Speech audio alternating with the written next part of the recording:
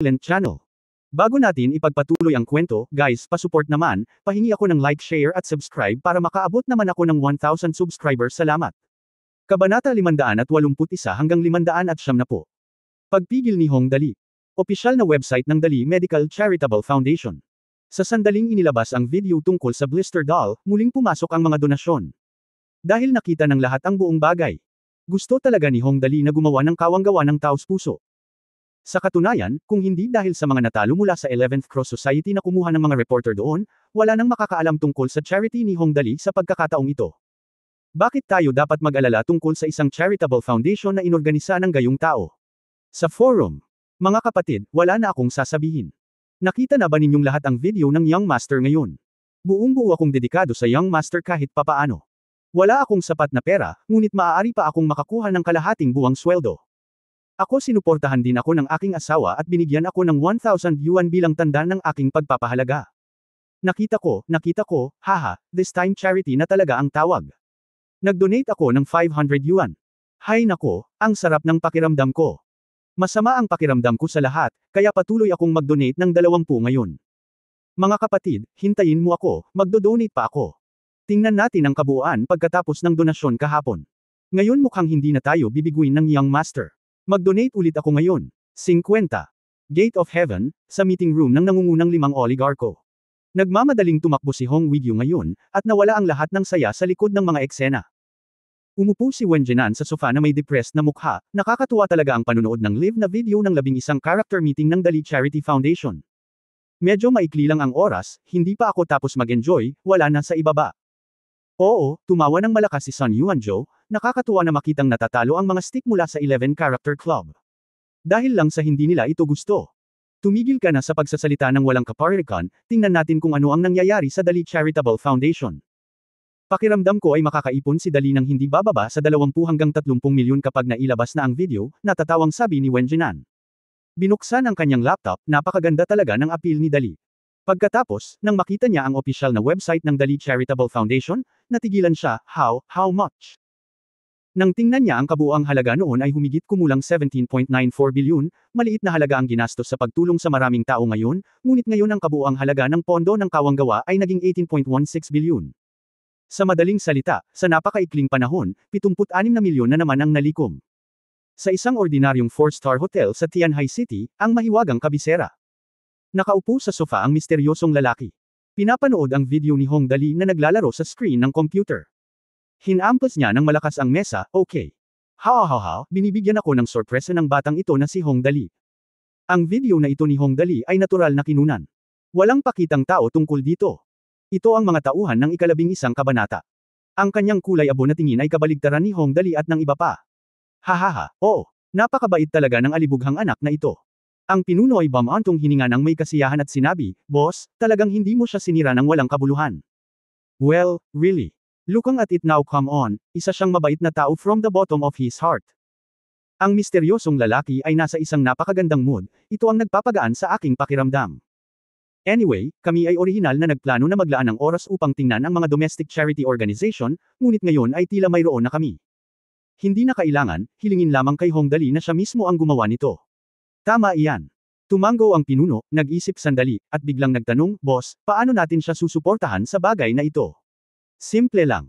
Mabangis na iwinagayway ng misteryosong lalaki ang kanyang kamay, lahat ay masisiyahan sa kanya. Lagi kang malapit sa kanya, hanggat natutugunan niya ang lahat ng kanyang mga kinakailangan. Siguradong gusto ng batang ito na maglibot at makita. Ito rin ay isang deterrent. Ang mga tao sa ibaba ay hindi nangangahas na manggulo. Ang bastos na ito ay hindi na alibughang, binago niya ang kanyang karera upang maging isang sugo ng imperyo, haha. Tumawa ang pinuno at sinabing, ang bastos na ito ay napaka-unpredictable kaya hiniling ko sa kanya na gampanan ang papel na ito.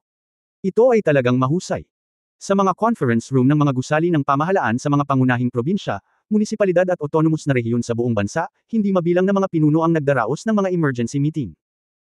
Halimbawa, sa pamahalaan ng county ng isang partikular na county, ang mahistrado ng county ay may hawak na dokumento sa kanyang kamay at sinabi sa isang napaka-solemn na boses, ayon sa pinakahuling balita, si Hong Dali, ang alibughang anak, ay kumuha ng gawaing kawanggawa. Ang bawat isa ay dapat na mahigpit na maunawaan ang diwa ng mga nakatataas at mahigpit na kontrolin ang jurisdiction, relokasyon, kapansanan, at iba pa. Dapat nilang tiyakin na ang halaga ng pera ay sapat at dapat ibigay sa kabilang partido ng personal na lumipad, at siya ang mananagot sa lahat ng kahihinatnan. Paano ang pagpigil? Si Hong Dali ay palaging lumilipad sa isang fighter jet kapag siya ay naglalakbay. Siya ay nasa Fuzhou pa rin at pagkatapos ay sa Wian. Sino ang nakakaalam ng kanyang susunod na destinasyon? Saan ito? Kung kabisaduhin mo ang mga ideya at hindi mo magawang mabuti, hindi na kailangang magtanong. Si Niu Mingji, ang alkalde ng Panshan City, ang pinakamatingkad na halimbawa. Nako, nakakatuwa talaga sa pagkakataong ito. Napakaganda ng Hong Dali na ito. Sino ang nagsabi na hindi ito ang kaso? Ang mga tao ngayon ay lumalabas sa mga fighter jet. Mga mandirigma, ano ang bilis? Hindi mo masasabi kung kailan at saan ka pupunta. Kailangan mong gawin ang iyong trabaho ng maayos. Ang mahistrado ng county ay tumahimik, at pagkatapos na huminahon ang mga tao, nagpatuloy siya, bukod dito, dapat pigilan ng lahat ang kanilang sarili sa kanilang ginagawa. Maaring hindi ako nakakita ng maraming maliliit na aksyon, o ako ay tamad na magsabi ng anuman. Good luck sa iyo kung ikaw ay natuklasan ni Hong Dali. Ang pulong ay tapos na. Gate of Heaven, sa kwarto ni Hong Weigyo. Nanatili rito sina Liu Yewei at Mutai at responsable sa patuloy na pagkuha ng mga stock ni Chen Guangming. Nang matapos ang gawain, tinawagan ni Liu Yewei si Go Ben at nakangiting nagtanong, Go Ben, paano ang isang pabor? Tulong. Isang pabor. Okay, sir. Napakaganda ng saloobin ni Go Ben kina Liu Yewei at Mutai.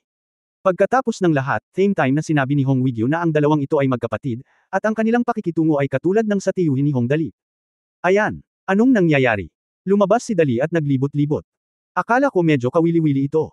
Kung mayroon kang anumang pinakabagong balita, maaari mo ba kaming padalhan ng larawan? Nakangiting tanong ni Liu Yewei, how about it? Sa tingin ko ay mas interesante ang panunood nito kaysa sa panunood ng mga serye sa TV. Sobra. Tulad ng para sa paghahatid ng nakasynchronize na live na video, ang kinakailangan na ito ay hindi masyadong malaki. Sumang-ayon kaagad si Go Ben, okay, sir. Mo. Bumantong hininga si Tai sa gilid, kailangan ba itong ituring na isang pribadong panayam kay Dali Incognito? Ito ay mas mahusay, mas masaya kaysa sa mga serye sa TV. Ang malaking conference room ng 11th Chapter Headquarters, si Joe Day, chairman ng 11th Society, ay nakaupo sa rostrum at pinag-aaralan ang hinaharap na estratehikong gawain kasama ang mga pinuno ng 11th Society. Masyado silang na-pressure ni Hong Dali, at kung gusto nilang maging maluwag at komportable gaya ng dati, wala nang pag-asa. Boss Joe, dahan-daang sabi ng isa sa kanila, sa pagkakataong ito ay pansamantala kaming kumilos at masyadong nagmamadali ang mga bagay. Okay lang ba yun? Kung mas mahusay kaming gumanap sa oras na ito, hindi ito dapat maging isang malaking problema. Hinawakan ni Joe Day ang kanyang baba. Marahan niyang sinabi, madaling lokohin ang masa. Hanggat mas mahusay at mas maganda ang paghawak namin sa mga bagay-bagay, at ang paltos na manika na ito ay napakatipikal, tiyak na gagana ito. Ngunit ang panig ni Hong Dali. Ang isa pang tao sa ibaba ay medyo nalilito pa rin. May aksidente ba sa kanyang panig? Hindi, talagang hindi. Tiyak na sigurado si Joe Day, hindi alam ng maraming tao ang tungkol sa mga paltos na manika, at ito ay nasa lalawigan ng Wian, Hong Kong. Ang Dali ay nasa lalawigan ng Fuzhou. Hindi naman magkalayo ang dalawang lugar. Kahit na alam ito ni Hong Dali, magiging madali ito. Magiging madali hanggat hindi siya darating, sabi niya. Hindi ito dapat maging malaking problema sa hinaharap. Pero sa totoo lang, nakaka-depress talaga itong Hong Dali. Bakit siya pumunta dito para mag-charity? Gaano tayo ka-carefree? Magiging mahusay na magkaroon ng mga pagpupulong araw-araw at tingnan ang paligid. Sa sandaling sinabi niya ito, tumakbo ang katulong na pawisan, inilagay ang mga tala sa harap ni Joe Day, at sinabing, Boss, masama ito. May mali sa atin. May problema. Bumilis ang tibok ng puso ni Joe Day, ano ang mali? Tingnan muna natin ito. Ang katulong. Sabi. Na may malungkot na mukha, ang gulo. Sa sandaling ibuka ni Joe Day ang kanyang bibig para panuurin ang video na nilalaro ng cool video, bigla siyang pinagpawisan ng husto. Lalo na nang makita niya ang data na nakadisplay sa screen, sumigaw siya, Guawazi. Wala bang silbi ang mga taong ito? Paanong mas nauna pa sila sa Hong Dali? Bakit nandito si Hong Dali? Diyos ba siya? Si Hong Dali ang katulong ay nag-alinlangan ng mahabang panahon bago tuluyang sinabi, siya ay sumakay ng fighter jet. Ate mo, kailangan mo pa bang lumipad sa isang fighter jet para magpalit ng lugar? Itong Hong Dali. Namula ang mukha ni Joe Day.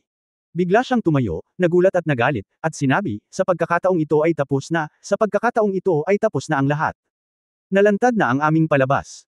Ngayon ang opinyon ng publiko ng mga tao ay hindi na magiging pareho. Napakadaling kontrolin. Ang iba ay ganap na natigilan. Naisip nga nila ang ilang hindi inaasahang sitwasyon na maaaring mangyari, ngunit gaano man nila ito iniisip, hindi nila maisip na darating si Hong Dali sakay ng isang fighter jet. Fighter, hindi biro yan. Boss Joe, ano ang dapat nating gawin ngayon? Kung patuloy nating gagawin ito, matatapos na ang lahat.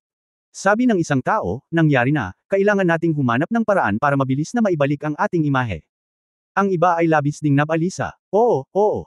Kung hindi ka mag-iisip ng paraan, hindi ka makakakolekta ng isang sentimos sa hinaharap. Hindi, kailangan kong mag-isip ng paraan ng mabilis, isang umikot si Joe Day, kung hindi ka mag-iisip ng paraan. Sa sandaling sabihin niya ito, biglang kumislap ang kanyang mga mata.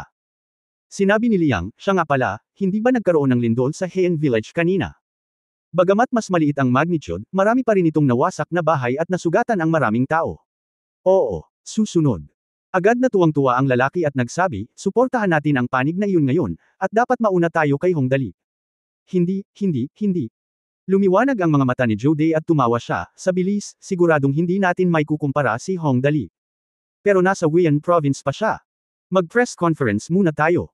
Sabihin mo lang na nagtataas tayo ng materyales para makatulong sa Heian Village. Ilabas muna natin ang balita, kaya kahit mabilis si Hongdali, mapapahiya muna tayo.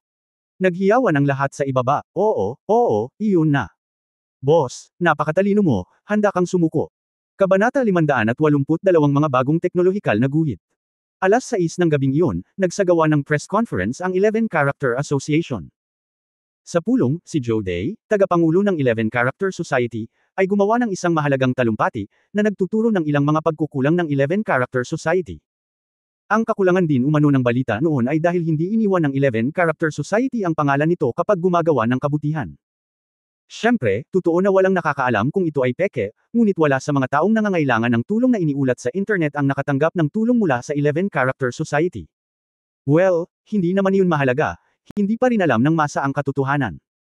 Alam lang ng lahat na si Joe Day ay gumawa ng same time na pangako sa pulong. Sinabi ni Joe Day na dahil sa malaking casualty dulot ng lindol sa Heian Village, ang 11th Cross Society ay maghahatid ng kabuuang 400,000 relief supplies sa lugar ng sakuna bukas ng umaga, umaasa na ang pangkalahatang publiko ay mga siwa at magrepaso. Ito ang kaso sa mga tao ng kaharian ng langit. Kung tretuhin mo sila ng masama, makakalimutan nila ito. Kung tretuhin mo sila ng mabuti, maaalala nila ito. Kaya kahit ano paman, at least pagkatapos nitong press conference, tumaas nga ng husto ang reputasyon ng 11 Character Society, at least mas malala na ang panunumbat sa internet kaysa dati. Bumalik si Joe Day sa opisina, pinunasan ang malamig na pawis sa kanyang mukha, at ulong, hindi madaling patatagin sa wakas ang reputasyon ng 11th Society. Si Hongdali, ang bastos na ito, ay napakahirap. Kung hindi natin ibabalik ang reputasyon, ang ikasampung isang salita ay ganap na masisira ito. Sa loob ng affiliated hospital ng Weian Medical University. Inalis ni Zerg Queen Zhang Yi si Xiaobei Heko, at si Hongdali ay walang mga anak na mapaglalaroan, kaya maaari lamang siyang maghanda para magpahinga.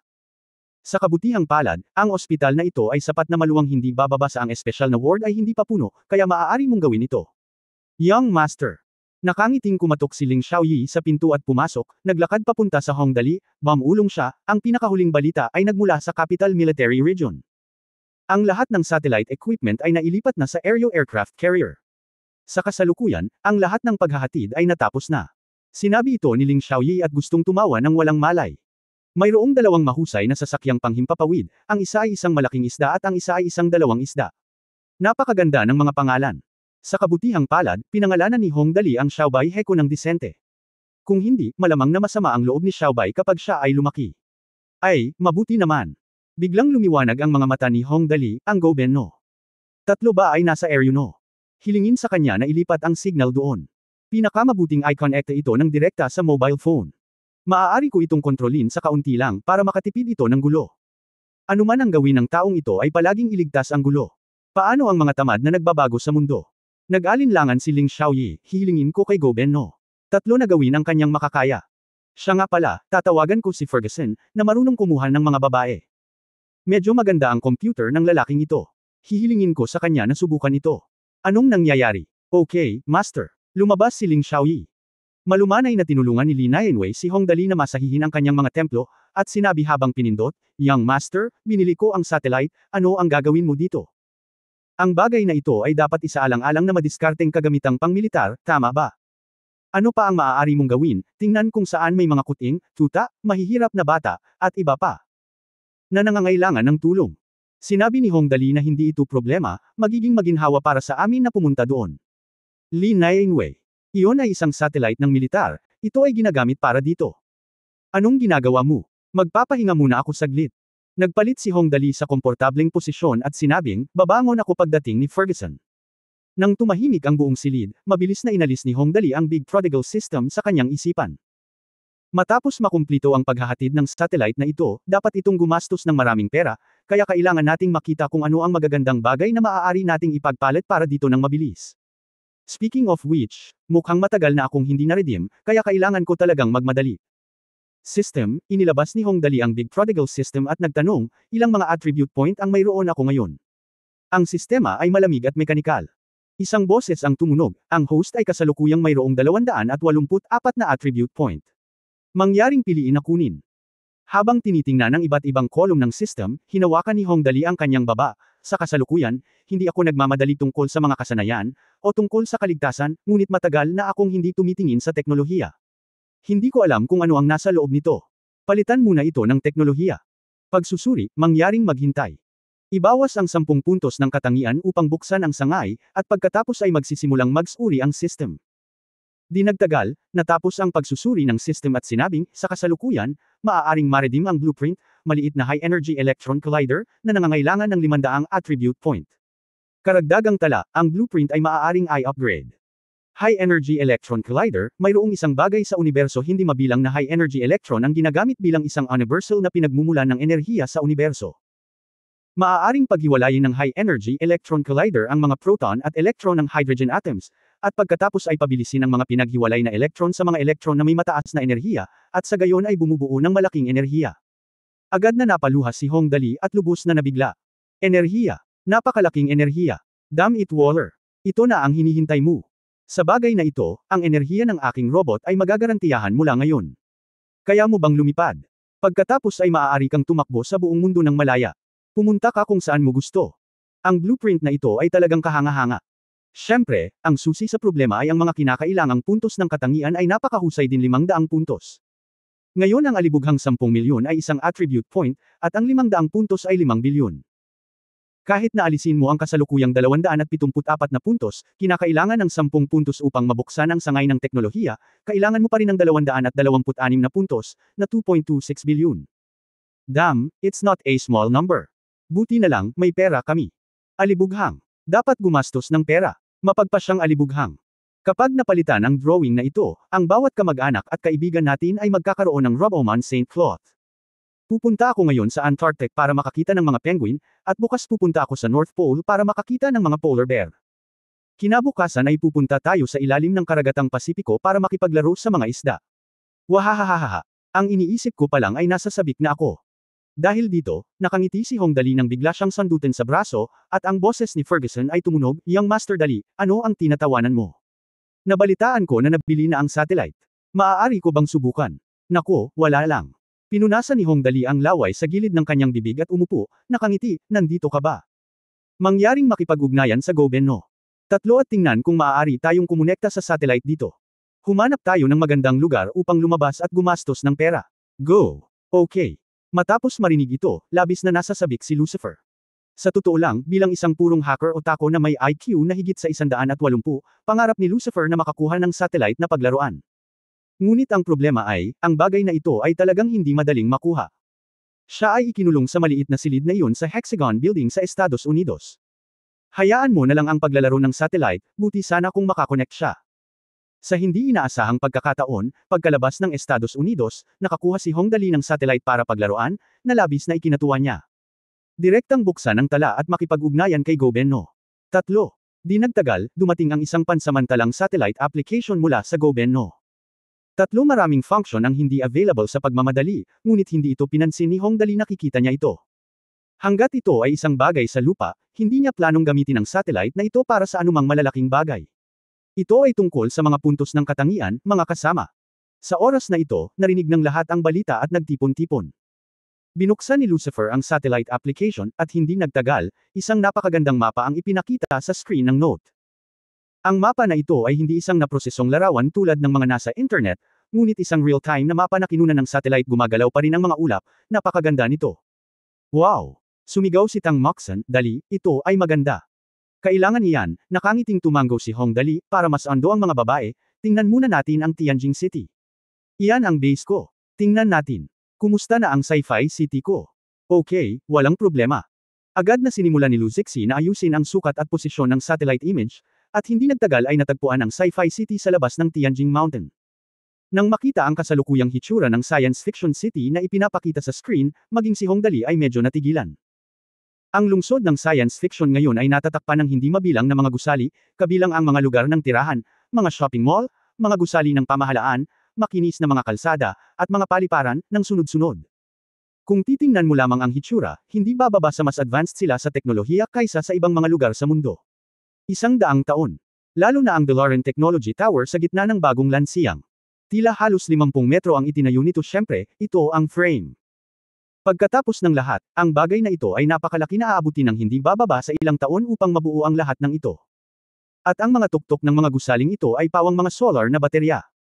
Hindi pagmamalabos na sabihin na ang isang solar na baterya na ganito ang laki ay maaaring gumamit ng kuryente sa araw. Makasarili. Siyempre, para sa partikular na panloob na high-tech na bagay, hindi pa namin ito nakikita. Karamihan sa teknolohiyang binuo ng Hongdali ay panloob na kagamitan. Pagkatapos ng lahat, hindi maipaliwanag ng mga satellite ang panloob na istruktura, kaya medyo ikinalulungkot ito. Hindi naman masama. Siyempre, walang pakialam si Hongdali. Nakangiting tiningnan niya ito, parang hindi ko binili itong satellite na ito, hehe. Gumastos ka ba ng 200 milyon para bumili ng satellite para lang makita ito?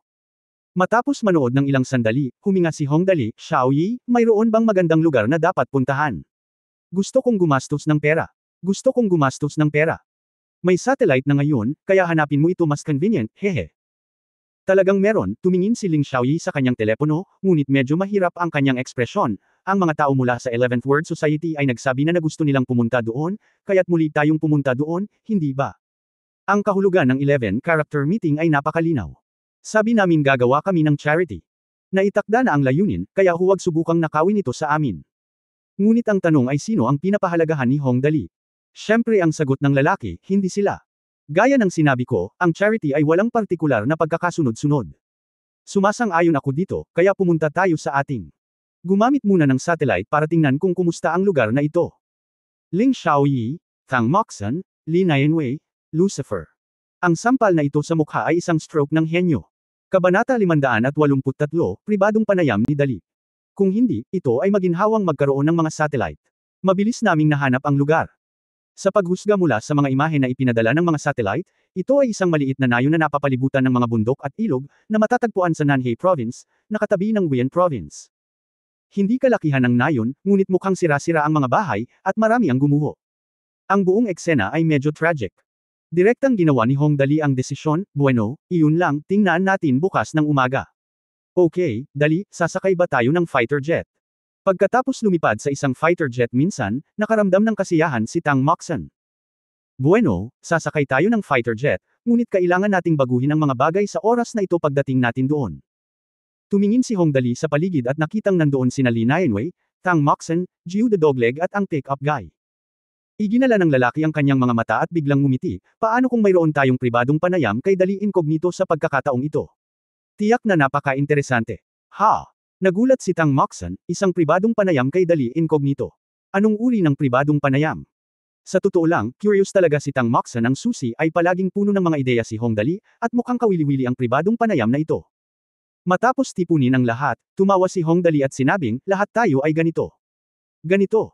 Matapos marinig ang mga salita ni Hongdali, ang lahat ay natigilan saglit, at pagkatapos ay bigla silang tumawa. Napayuko si Tang Moxon sa ketitawa at sinabing, Dali, mayroon talaga ako sayo. Nakakamangha ang galaw mo, ha. Hehe, dapat tapos na. Matapang na tumanggaw si Hongdali, kung gayon, maghiwalay na tayo. Nang gabing iyon, Jing City, ang kabisera ng Nanhei Province. Sa loob ng isang 5-star hotel. Hindi mabilang na mga reporter ang dumagsa, at ang buong lobby sa unang palapag ng hotel ay punong-puno. Ngayon, isang ganap na matimbang na customer ang dumating dito, ang young master na si Hongdali, na dumating dito sakay ng isang fighter jet. Iyon ay ang young master na si Hongdali, kasalukuyang pinakasikat na tao sa kaharian ng langit. Sa nakalipas na 2 araw, umuusbong ang mga aktibidad ng charity at animal rescue. Ang hindi mabilang na mga admirer ay lumitaw sa internet. Alam ng lahat na mayroong alibughang anak sa kaharian ng langit. Si Hongdali ay may pagmamahal at init. Kahit saan siya magpunta, para siyang god of wealth. Kaya ngayong nandito ka na, bakit hindi ka magmadali at mag-interview? Si Hong Dali ay nagpakita dito ngayon dahil nabalitaan niyang maayos at malinis ang nursing home dito. Maganda din ang service attitude. Gumawa ako ng isang espesyal na paglalakbay upang ipahayag ang aking pakikiramay. Please support me again. Sinabi ni Hong Dali na gusto niyang suportahan siya, ngunit ano ang ibig sabihin nito? Ibig sabihin, hindi bababa sa 10 milyong tulong pinansyal ang kailangan. Alam mo ba ang blister doll sa affiliated hospital ng Wien Medical University? Nakatanggap ang Dean ng suportang pinansyal na 20 milyon mula sa Hong Dali para sa pagkuha sa maliit na sanggol na ito. Ngayon daw ay inilipat na ang dekano sa pinakamagandang pampublikong ospital sa lungsod bilang Dean, at ito ay direktang inaprubahan ng mga nakatataas. Anong klaseng kapangyarihan yan? Ngayon ay pumunta si Hong Dali sa Nanhei Province upang mag-alay ng pakikiramay. Masyadong malaki ang ganoong bagay. Hindi nagtagal, si Hong Dali ay nakasuot ng beige na casual na suit at salaming pang-araw, na sinundan ng 9 na malalaking paa ng aso, at ang diyosa na si Li Nianwei sa tabi niya, at ang grupo ay bumaba sa hagdan na may kasamang tagay. Lumitaw ang tunay na may-ari, at desperadong sumugod ang mga reporter. Halos tumama ang mikropono sa mukha ni Hong Dali, at nag-aalala silang nagtanong, Master Dali, narinig ko na pumunta ka rito ngayon para makita ang nursing home dito. Oh, Dali, ang gawaing kawang-gawa ng young master ay ang inaasahan ng lahat. Mabuti na lang pumunta rito, ngunit nakasimangot si Hong Dali at kakaibang nagtanong, bakit napakaraming tao ngayon dito? Sabi ng boses niya. Medyo makapal ito kaysa dati, at kung titignan mong mabuti ay medyo sumama din ang hugis ng mukha. Ito ang plano ni Hong Dali sa pagkakataong ito, isang kapalit. Ito ay isang binata na may katulad na tangkad kay Hong Dali na pansamantalang natagpuan mula sa Kaiwei Film and Television Company sa ika-9 na palapag ng Chenwei Building at nagpanggap na isang pansamantalang tao. Malaki pa rin ang agwat sa hitsura ng dalawa, ang taong ito ay hindi kasing gwapo ni Hong Dali. Ngunit sa kabutihang palad ay nakasuot siya ng salaming pang-araw, na sinusundan siya ni Li Nianwei, at 9 na malalaking aso sa likuran niya, nagpapanggap ang isa sa kanila, kaya natural na walang mag-aalinlangan, ang pinakamahalagang bagay ay walang sinuman ang magdadalawang isip na magduda. Ang tanong ni Hong Dali ay mahirap sagutin. Sa kabutihang palad, ang mga reporter ay masyadong mabilis, Young Master, kami ay nakatuon sa paggawa ng mabuti, at mayroon kaming kutob na ang Diyos ng kayamanan na ito ay darating ang pagkakatawang tao ng Bodhisattva ngayon, kaya lahat kami ay naghihintay dito. Kung hindi ka magsasabi ng magagandang bagay, lahat gagawin. Gustong marinig. Si Hong Dali ay sumangot na parang senyales, at pagkatapos ay mahinang nagsabi, gumawa, isang piraso para sa bawat tao. Agad na kinuha ni Gio Dalo ang mga gintong brick at nagsimulang mamigay ng mga tip. Ito ang hinihintay ng mga mamamahayag, ang mga gintong ledrilyo para sa pagkolekta ng mga baha ay tiyak na hindi itinuturing na mga suhol, at si Wu Guangrong, ang gobernador ng lalawigan ng Fuzhou, ay hayagang tinanggap ang mga ito. Siyempre, wala silang problema, kaya sumigaw ang mga mamamahayag, salamat, Panginoon. Inaantok na ako, matulog na muna tayo. Sinabi ng Peking Hong Dali at tumakbo sa itaas, nagbibigay ng mga utos habang tumatakbo, aking ang itinerary ay dapat panatilihing lihim. Kung sino man ang maglalakas loob na tumagas nito, isasara ko ang pinto at hahayaan siyang kagatin ng mga aso. Kung hindi, nang ahas si Hong Dali na maghanap ng taong magpapanggap na siya mismo.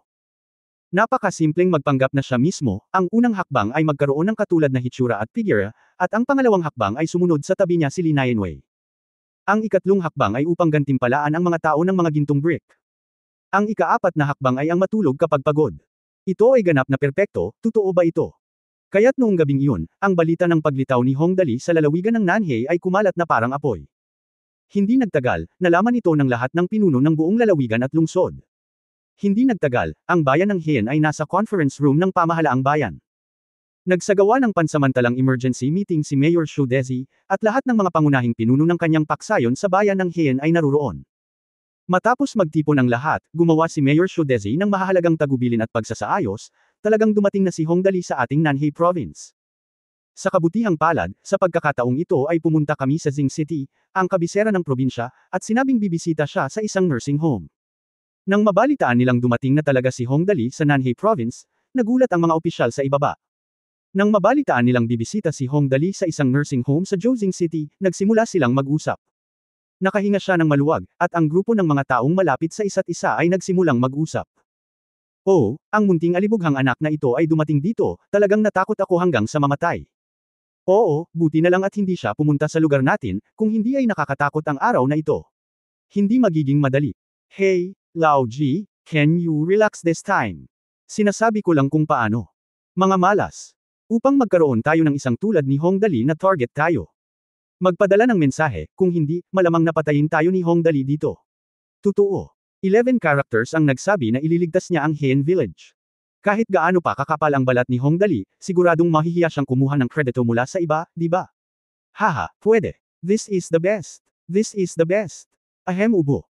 Sa oras na ito, ang alkalde na si Shudezi ay umubo ng 2 beses, at pagkatapos na huminahon ang conference room, sinabi niya, bueno, ito ang kasalukuyang sitwasyon, at ito ang sitwasyon. Si Hongdali ay hindi makakarating bukas. Ang Yeezy Club ay gagawa ng gawaing kawanggawa at binati na ako. Pumunta tayo sa ilang tao at bigyan sila ng sapat na mukha. Dapat tayong lahat ay muling mabuhay sa 11 Club. Lahat ng nasa ibaba. Sinabi ng opisyal na si Shanho, walang problema, ipinapangako kong tapusin ang gawain. Kung gayon, ipagpaliban natin ang pagpupulong. Pagkaalis ng lahat, huminga ng mahabang hininga si Shudezi at sinabi sa kanyang sarili, F***sick, salamat na lang sa bastard na si Hongdali. Zing City, Jojo, kung hindi ako maglalakas loob na tanggapin ang 20,000 yuan na inaalok ng 11th Character Association para tayo ay magtulungan.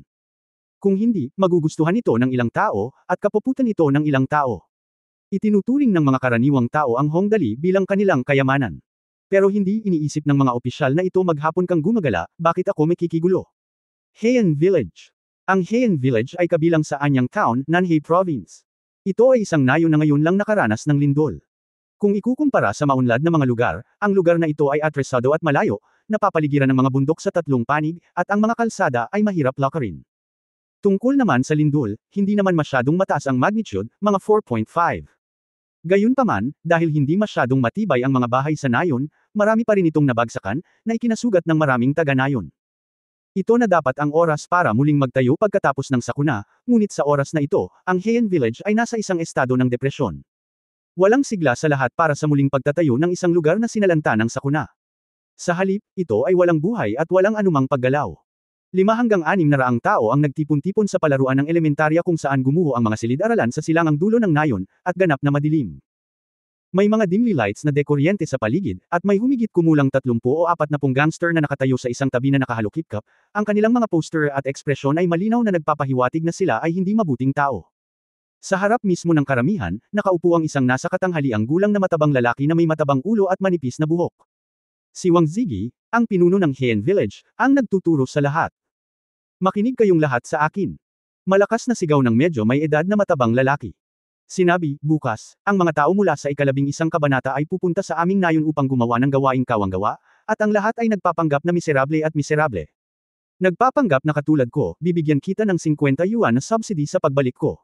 Magkunwari. Hindi ganoon, babaliin ko ang kanyang mga paa, tulad ng naiintindihan mo sa kanluran ng pamilya sa nayon, Liu Idiot mula sa lumang. Pagkasabi niya nito, ang mga mukhang gangster sa paligid niya ay napaka-cooperative na kumaway ng kamay. Kinuha niya ang stick sa kamay niya. Ang lahat sa ibaba ay walang siglang tumugon, naiintindihan ko. Pagkatapos ay uuwi ang lahat at matutulog na, sumpa ni Wang Ziggy, huwag mo siyang pigilin at I back up. Kung magdudulot ka ng gulo, nakawin ko ang iyong mga damit. Pai. Umalis ka dito. Agad na naghiwa-hiwalay ang lahat ng taga-nayon sa ibaba. Kasabay nito, sa bayan ng Heian. Dinala ni Hongdali sina Tang Moxon at Ling Xiaoyi. Magaan at simple ang pananamit nilang tatlo, lahat sila ay nakasuot ng pinakakaraniwang damit. Ang isang hanay ng mga damit ay maaaring mabili para sa 1 o 200 sa isang ordinaryong tindahan. Si Hongdali ay nakasuot ng black-rimmed glasses. Mukha lang siyang ordinaryong high school student. Si Tang Moxon ay sadyang nagsuot ng mataba, maluwang na damit, salamin, at nakapusod. Ito ay medyo simple. Hinawakan niya ang kamay ni Hongdali at parang isang pares ng mga estudyante na palihim na nagde-date. Nagsuot si Ling Xiaoyi ng sportswear at isang pares ng travel shoes, at sinundan si Hongdali sa hindi kalayuan. Kung hindi, umaasa daw ang mga tao sa damit. Kapag ganito ang suot nila, bigla na lang silang hindi na mukhang young masters, at mas simple ang itsura nila, hindi na lang sila masyadong nakakaakit ng pansin. Kabanata 584, ang alibughang anak ay ginantimpalaan ng alibughang anak. Sa mga tuntunin ng kasalukuyang estado, ito ay karaniwang kung ano si Hongdali noong siya ay nasa lupa sa kanyang nakaraang buhay. Ngayon na sa wakas ay bumalik na ang kanyang hitsura, si Hongdali ay napabuntong hininga ng may panghihinayang ito ay talagang 2 henerasyon. Dali, anong iniisip mo? Tanong ni Tang Moxon sa mahinang boses mula sa gilid, at pagkatapos ay mabilis na binago ang kanyang mga salita, hindi, ngayon kailangan kitang tawaging Dehoa. Sa disguise na ito, ginamit ni Hongdali ang pangalan ng kanyang paboritong mga awit sa pelikula at telebisyon at manunulat ng kanta sa kanyang nakaraang buhay, si Andy Lau. Okay lang, medyo emotional lang ako. Nakangiting lam-ingalinga si Hong Dali, naku, napapaligiran ako noon ng mga pulutong ng mga tao, at may isang grupo ng mga tao na nagpapapansin saan man ako pumunta. Ang malamig na lalaking ito ay walang sumusunod sa kanya, ito ay talagang kakaiba. Ugali. Sa katunayan, noong sinabi niya ito, iniisip niya talaga ang oras noong siya ay nasa Earth. Noong panahong iyon, gusto lang niyang mag-aral at makahanap ng mas magandang trabaho pagkatapos ng graduation. Sa hindi inaasahang pagkakataon, isang malabong gawa ng katapangan ang nagbigay sa kanya ng pangalawang buhay nang iligtas niya ang dalawang bata noong mga oras na iyon, talagang hindi niya masyadong inisip, ngunit hindi niya kayang isipin ang mga ito. Tinamaan at napatay ang bata. Ngunit siya mismo ay namatay, at pagkatapos ay talagang naglakbay siya sa panahon. Ito ay isang medyo nakaistilong paraan ng paglalakbay sa kaluluwa. Parang ibang mundo. Naramdaman ito ni Hong Dali, ngunit hindi ito alam ni Tang Moxon. Ang batang babae ay lubos na natuwa at bangulong, Dali, sa totoo lang ito ay mabuti. Sa katunayan, kung minsan ang pera ay hindi masyadong mahalaga. Zengson, nakangiting tumingin si Hong Dali kay Tang Moxon at nagtanong, hindi mo ba ako kinamumuhian ngayon? Naalala ko na pinaplano mong putulin ang engagement noon, tama? Paano ako, bastos? Wala kang gagawin mula umaga hanggang gabi, at gumastos ka lang ng pera sa iyong kalusugan. Well, hindi naman magugustuhan ng mga normal na tao, di ba? Tama siya. Kung tutuusin, walang babae sa mundo ang gustong magpakasal sa isang lalaking walang lakas. Pero talo pa rin ako ngayon. Tanong ulit ni Hong Dali, kung ganoon bakit mahal na mahal mo pa rin ako? Pero mas mabuti ang kalusugan ko. Sabi niya at kusap ang tumaas ang kilay.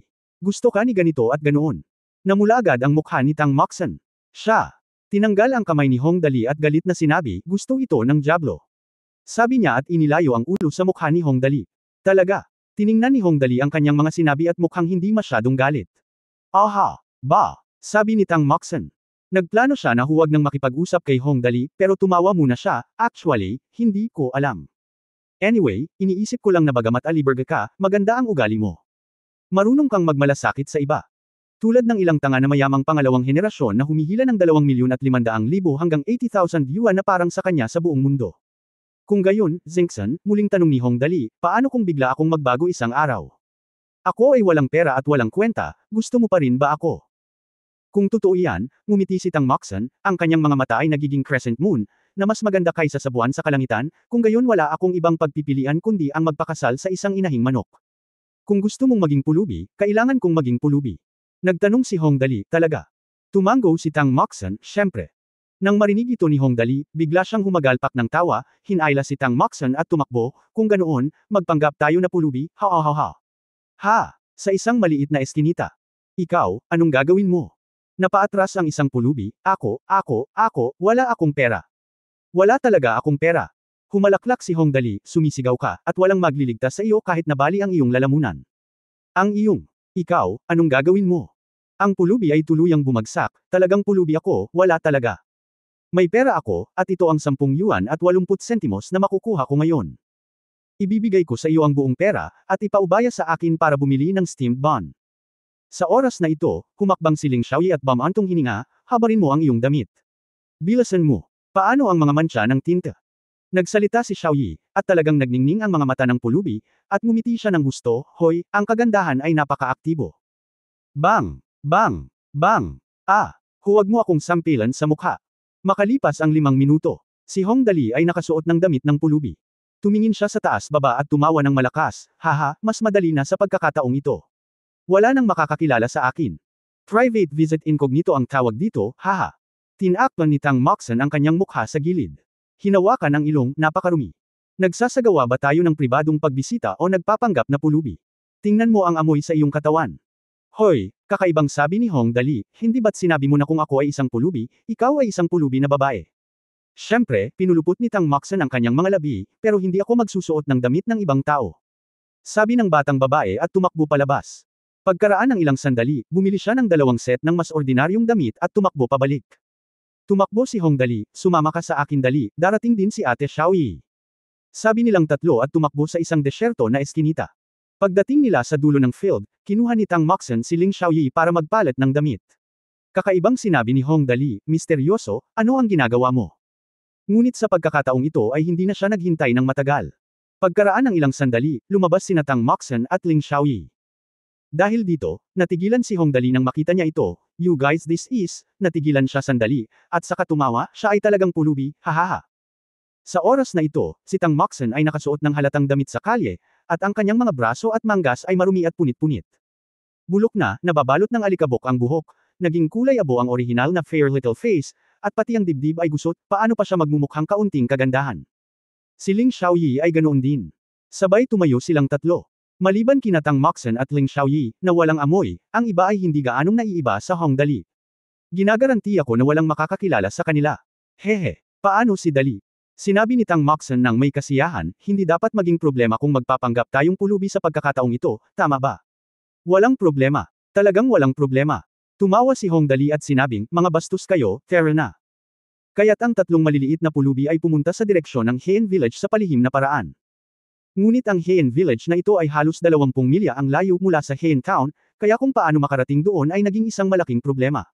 Dahil dito, noong nag-aalala silang tatlo, dumating ang saya. Isang matandang binata na mukhang isang batang lalaki mula sa isang mayamang pamilya ang dumating na may kasamang 2 gangster.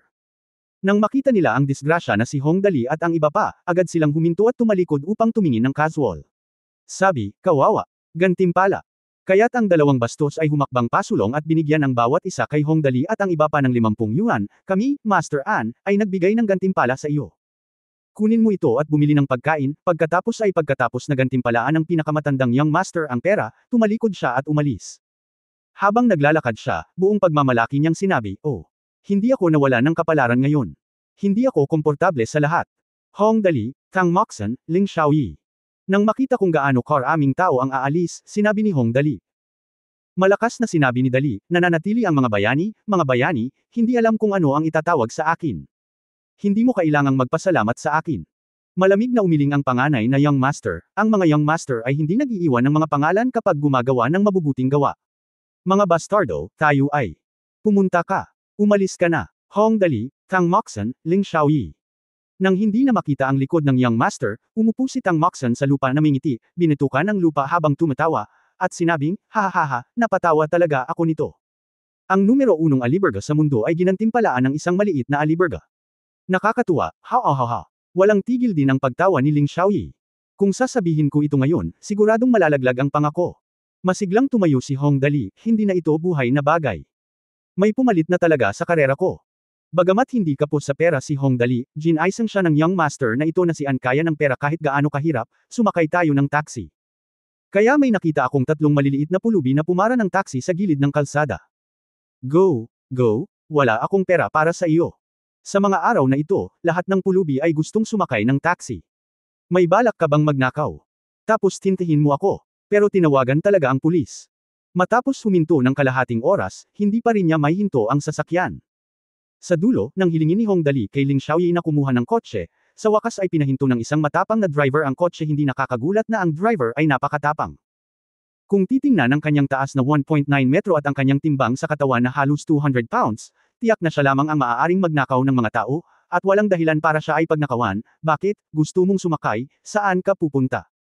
Hong Dali, Heian Village. Driver, 40, kung ayaw mong pumasok sa village, magbayad ka muna. Hong Dali, walang problema. Kaya sumakay na silang tatlo sa bus. Nakikita ng driver na silang tatlo ay maliliit at kayang talunin sila, habang alam ni Hong Dali na tiyak na hindi niya matatalo si Ling Xiaoyi, kaya namuhay sila ng mapayapa sa daan. Pagbaba ni Hong Dali sa sasakyan, ang driver ay bumulong habang siya ay nagmamaneho pabalik, ang mga pulubi ay napakayaman sa mga araw na ito. 50 lang ang kinita ko pagkatapos magtrabaho sa isang araw. Ito ay masama para sa kanila. Hindi man lang sila sumasakay ng 50 para sa taxi. Baguhin. Ngunit sinabi ni Hong Dali na bumaba silang tatlo sa sasakyan sa bakana ng nayon. Pasado 9:00 na ng gabi. Sa pangkalahatan, maagang natutulog ang mga taga-bukid, lalo na ang nayong ito ay katatapos lang ng lindol, kaya walang ilaw ang buong nayon. Tumingin si Hong Dali sa paligid at nakita niya na ang lugar ay katabi ng isang maliit na batis at napapaligiran ng malalalim na bundok at lumang kagubatan. Hindi madaling lakarin ang kalsada at medyo kakaunti ang mga tao. Young Master. Dahua, saan tayo dapat magpahinga sa gabi? Tumingin si Ling Xiaoyi sa paligid, hindi nararapat na pumasok sa nayon ngayon. Bakit hindi ka matulog sa kagubatan ng isang gabi? Magbabantay lang ako. Oo. Huwag kang mag-alala, maghanda muna tayo. Ipinikit ni Hong Dali ang kanyang mga mata at nagsimulang gamitin ang kanyang koneksyon sa isip. Mabilis niyang nahanap ang target, 2 silang kulay abong ligaw na aso. Ngumiti si Hong Dali at sinabing, bueno, iyan.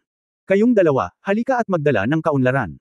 Paano pa sasabihin, hindi iniisip ni Hong Dali na nalilito ang mga tao, ngunit sa totoo lang hindi siya tanga. Kung papasok lang tayo sa village ng ganito, mahirap kakayanin kung may mangyari mamaya, at hindi rin nakakatuwa. Kaya't nakakita siya ng dalawang ligaw na aso, at pagkatapos ay naglabas ng isang espesyal na pinhole camera at itinali ito sa buhok ng leeg ng dalawang ligaw na aso na sina Wang Kai at Lei Fu. Hehe, okay lang. Pinalakpakan ni Hong Dali ang kanyang mga kamay ng may kasiyahan. Okay, handa na ang lahat, hintayin mo na lang na magsimula ang palabas bukas. Humanap muna tayo ng mas malinis na lugar na matutulugan. Sa lalong madaling panahon, ang lahat ng mabalahibo at humihingal na mga hayop sa buong kagubatan ng bundok ay nagtipon-tipon at ginamit ang kanilang mga katawan upang bumuo ng isang Great Wall ng laman at dugo. Sa pagkakataong ito ay hindi na natatakot si Hong Dali sa hangin na hamihip sa kanyang ilalim.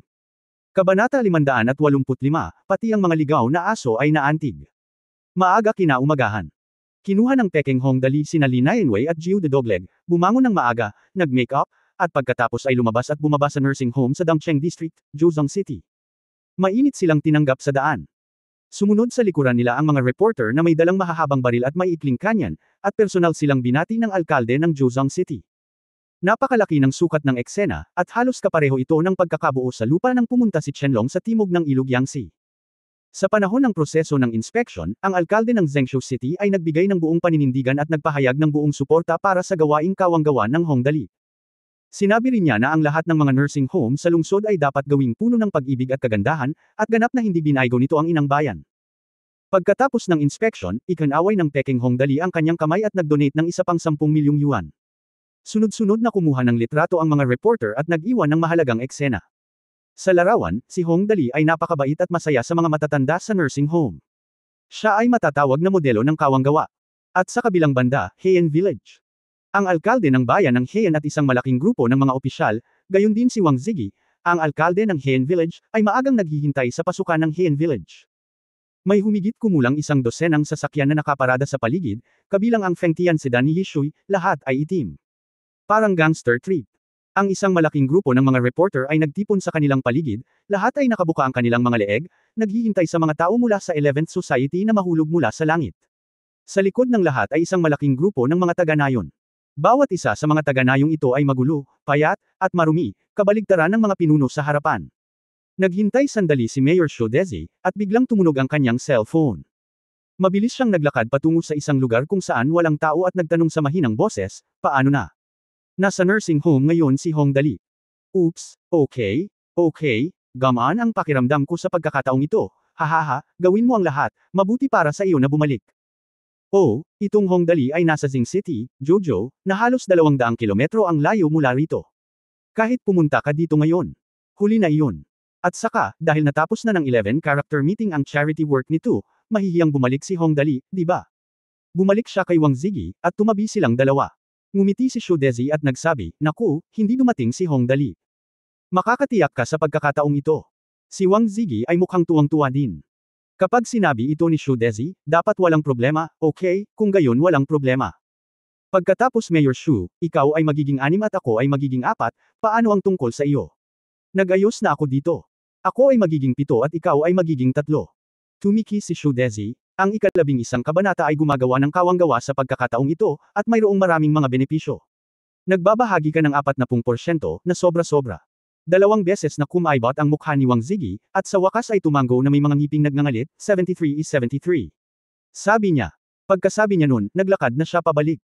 Dahil siguro ito sa galit niya. Nang makita niya ang isang mabangis na aso sa kanyang paanan, galit siyang umakyat at gusto siyang sipain, saan nanggaling ang paralitikong mabangis na aso. Kung mukhang masama ang loob niya, sisipain ka niya hanggang sa mamatay. Fuck. Ang mahiwagang lungsod ng Tianhai, ang pintuan sa langit. Si Wen Jinan, kasama ang 2 napaka-gentleman na tigre, at ang iba pang 4 na oligarko, ay nakaupo sa International Conference Center sa ika-79 na palapag. Kasama ang lahat ng miyembro ng Chamber of Commerce, pinapanood nila ang live na broadcast na pinaplano ni Goben. May mga kulay abong lobo, unggoy, koala, leopardo, at oso sa buong venue. Ang mga buhok ng bawat isa ay maayos na inayos, at sila ay napakalibang at nasisiyahang nakahiga sa lupa. Paminsan-minsan ay kumilos pa sila ng may kalokohan sa may-ari sulit ang pera. Sa katunayan, nagsasalita tungkol dito, ang mga taong ito ay yumuko upang panoorin ang live na broadcast ngayon dahil napakasaya ng kaganapan ngayon. Napakatuso ni Hong Dali. Siya at si Li Nianwei ay nahati sa 2 grupo, ang isa ay totoo at ang isa ay hindi totoo, upang linlangan ang iba. Ang peke ay nagpapanggap na nag-iinspeksyon, ngunit ang tunay ay nagkukunwaring pulubi, dinadala sina Tang Moxen at Ling Xiaoyi ng malalim sa likuran ng kalaban. Ang pribadong panayam na ito ng pribado ay maaaring gawing pelikula. Lalo na sina Wang Kai at Lei Fu, dalawang maputi ang buhok na ligaw na aso ang gumanap bilang cameraman. Ang lahat sa ibaba ay nag-uusap, naku, mukhang madaling gulo ang hari ng impyerno, at si Dali ay mahirap pakitunguhan. Ang taong ito. Oo, hindi ka maaaring makipagtalo sa sinuman, si Dali ay walang talo. Ang bayan ng Heian, haha. Hahaha, oo, lahat ng sinabi nila ngayon lang ay na-record, haha. Napabuntong hininga si Liu Yewei sa gilid, kuya, masigla ang pamilya mo. Totoo talaga ito, napakasama ng isip ng batang ito, gusto ko.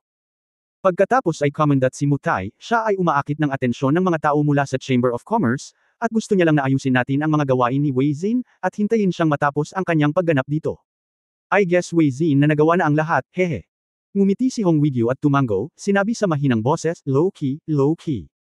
Sa malaking conference room ng Tianhai Military Region Headquarters Building.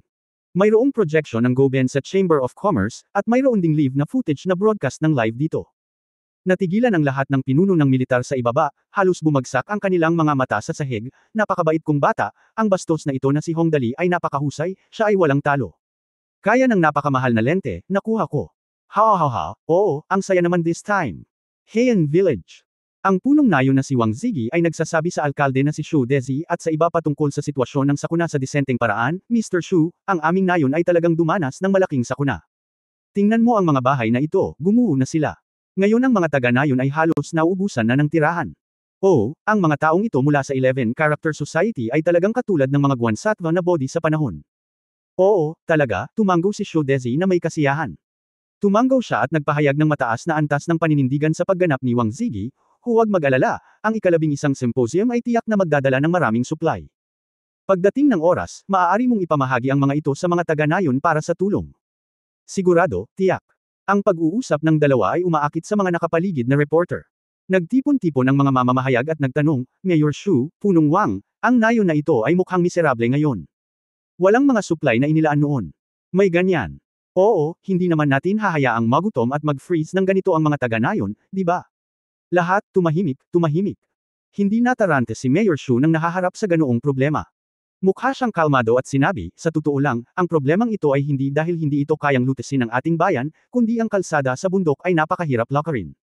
Nakita na ng lahat na ang daan sa bundok dito ay halos hindi na madaanan ng mga ordinaryong sasakyan. Hindi makadaan ng malalaking truck at mga katulad nito. Talagang walang paraan upang gawin ito. At ang ating bayan ay nagkakaproblema. Ang bayan ay talagang kulang ang pondo sa iba't ibang pondo upang masuportahan ang pondo ng mga unit. Ang natitirang labis na pera ay talagang hindi sapat upang suportahan ang lugar na ito, ngunit hindi ko ito magagawa sa isang buwan. Sabi niya sa sobrang seryosong tono. Bakas sa mukha niya ang lungkot na ikinaiyak na lang ng lahat nang makita ito at nalungkot nang marinig. Sunod-sunod na tumango ang mga reporter sa ibaba, at pagkatapos ay ibinalik ng lahat ang kanilang mga kamera sa mga mahihirap na taga-nayon. Ang tono ng reporter ay napakasensado, nakita na ito ng lahat. Tunay na napakahirap ng kapaligiran dito. Masungit ang kalsada. Halos hindi na ito sapat para dumaan ang isang sasakyan. Bukod dito, napapaligiran ng mga bundok sa tatlong gilid ang Heian Village at may maliit na ilog sa isang tabi. Mahigit kalahating oras bago makarating sa bayan. Ang alkalde, si kasamang Shu Dezi, ay gustong tulungan ang kanyang biktima, ngunit walang kapangyarihan. Ang galing na mayor. Papunta na ang reporter na ito. Si Shu Dezi ay mukhang tuwang-tuwa at dapat siyang tretuhin ng mabuti kapag siya ay nakabalik. Sa pag-iisip nito, kumuha siya ng tissue at pinunasan ang mga luhang pinipigilan mula sa gilid ng kanyang mga mata, at sinabing, ang ganda ngayon. Nabalitaan ng ilang staff mula sa 11th Society ang nangyari dito at nagplanong pumunta rito para gumawa ng charity work. Kinakatawan ko lang sa lahat ng mga taga-nayon sa Heian Village, gusto kong pasalamatan ang lahat ng miyembro ng 11th Society, tulad ng sinabi niya sa iyong tulong sa mga pagkakataong ito. Mabangis na aso sa tabi niya na nakatingin sa kanya na may luha sa kanyang mga mata.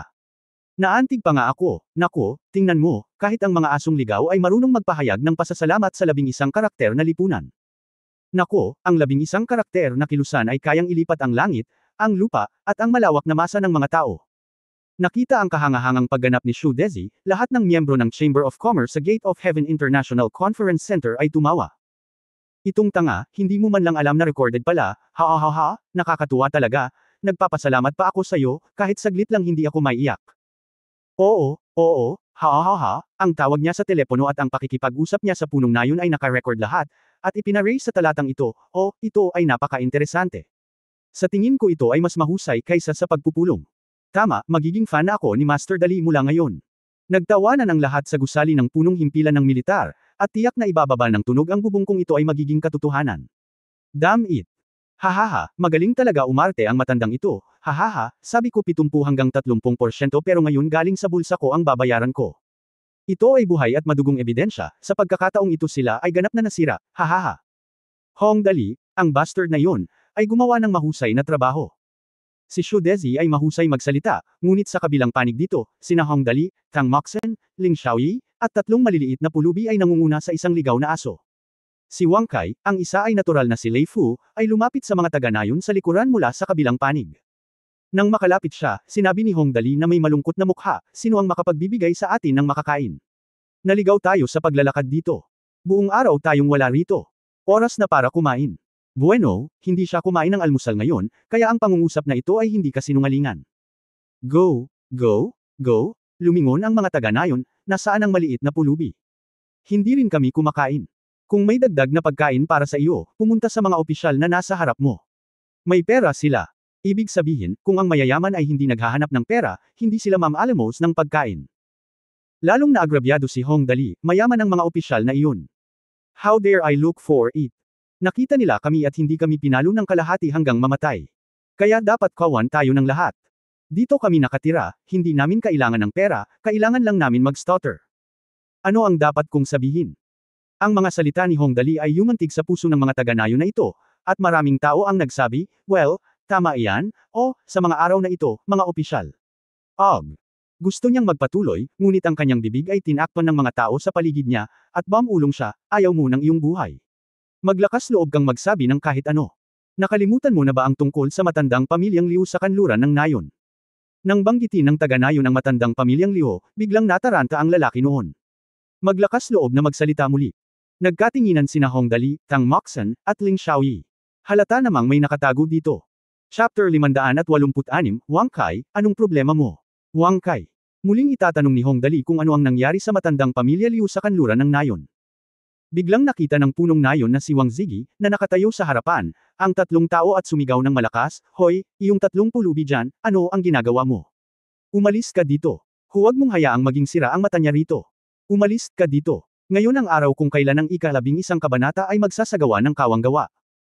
Huwag hayaang magkagulo ang mga mabahong pulubi na ito." Si Wang Zigi ay sumugod at nagtago. Ang mga gangster ay commandant, at apat sa kanila ay agad na lumapit, "Hoy, ang ilang maliliit na bastos ay naririto na nanghihingi ng pagkain. Umalis ka rito, kung hindi, babawiin ko ang iyong mga paa. Buti na lang at may mga namumuno pa rito. Kung hindi, hindi na sila magsasalita at magsisimula na lang magbugbog ng mga tao. Mga kapatid, tamasahin natin ang pagkain." Si Hong Dali ay nakasuot na ngayon ng uniforme ng pulubi. Isang gabi lang siyang natulog sa kakahuyan. Ang kanyang buhok ay maaaring damo o dahon. Marumi siya at nababalot ng alikabok ang mukha.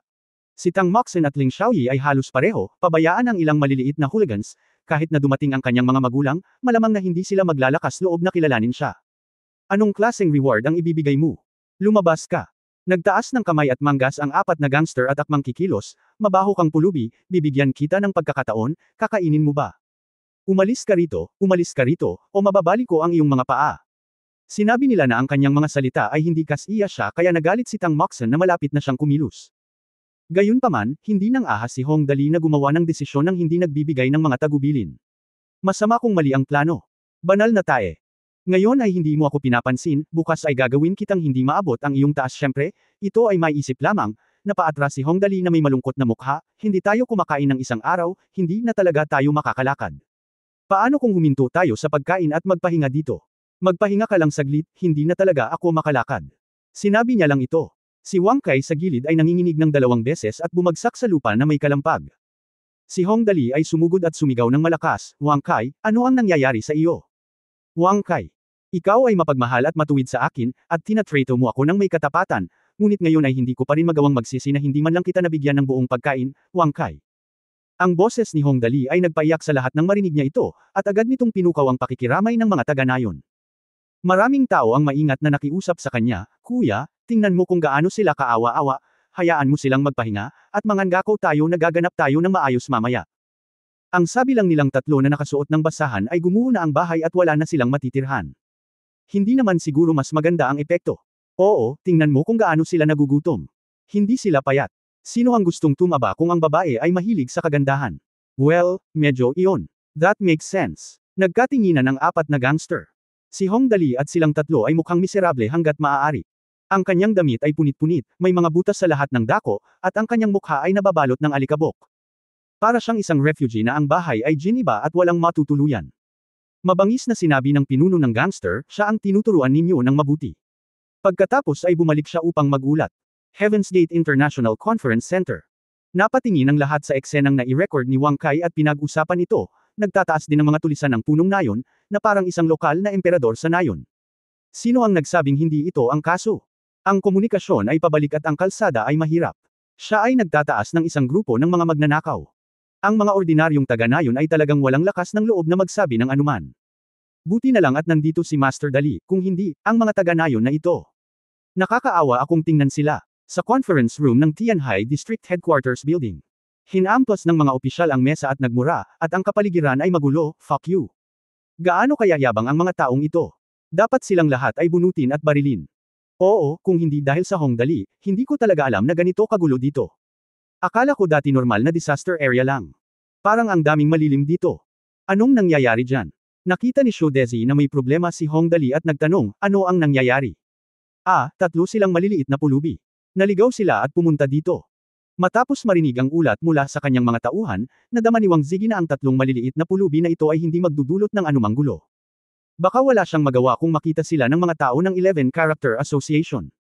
Mag-donate ng mas maraming pera, para marami akong mapanatili, hiniling ko sa aking mga nasasakupan na turuan silang mabuti. Maya-maya, kapag may dumating, sasabihin ko na ang kanilang bahay ay gumuho, at maaari akong makakuha ng kaunting simpatiya. Oo, totoo iyon. Tumanggo si Shu Dezi, magsumikap, at ang mga benepisyo ay mapapasayo.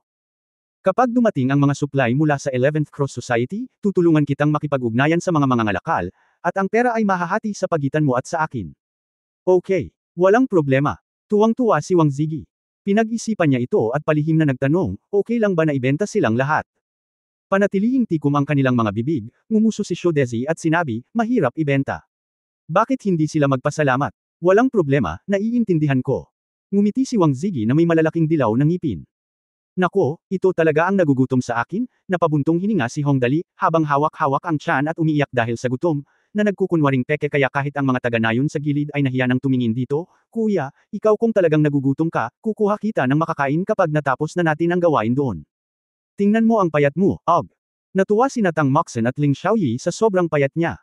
Kahit gaano karami ang kinakain niya, hindi siya tumataba. Hindi, Commandant si Hong Dali. Napaka-thoughtful ng bastard na ito, kuya, narinig ko lang na sinabihan nila tayong kumilos ng higit na katulad sa isa't isa. Ano ba ang ginagawa natin? Wala akong magawa, huwag kang kumilos ng masama at mababali ang mga paa ko. Paano ko pa ba masasabing matalino siya? Hindi talaga kami pamilyar sa isa't isa sa oras na ito, kaya hindi namin direktang matanong ang matandang pamilyang Liu sa kanluran ng nayon.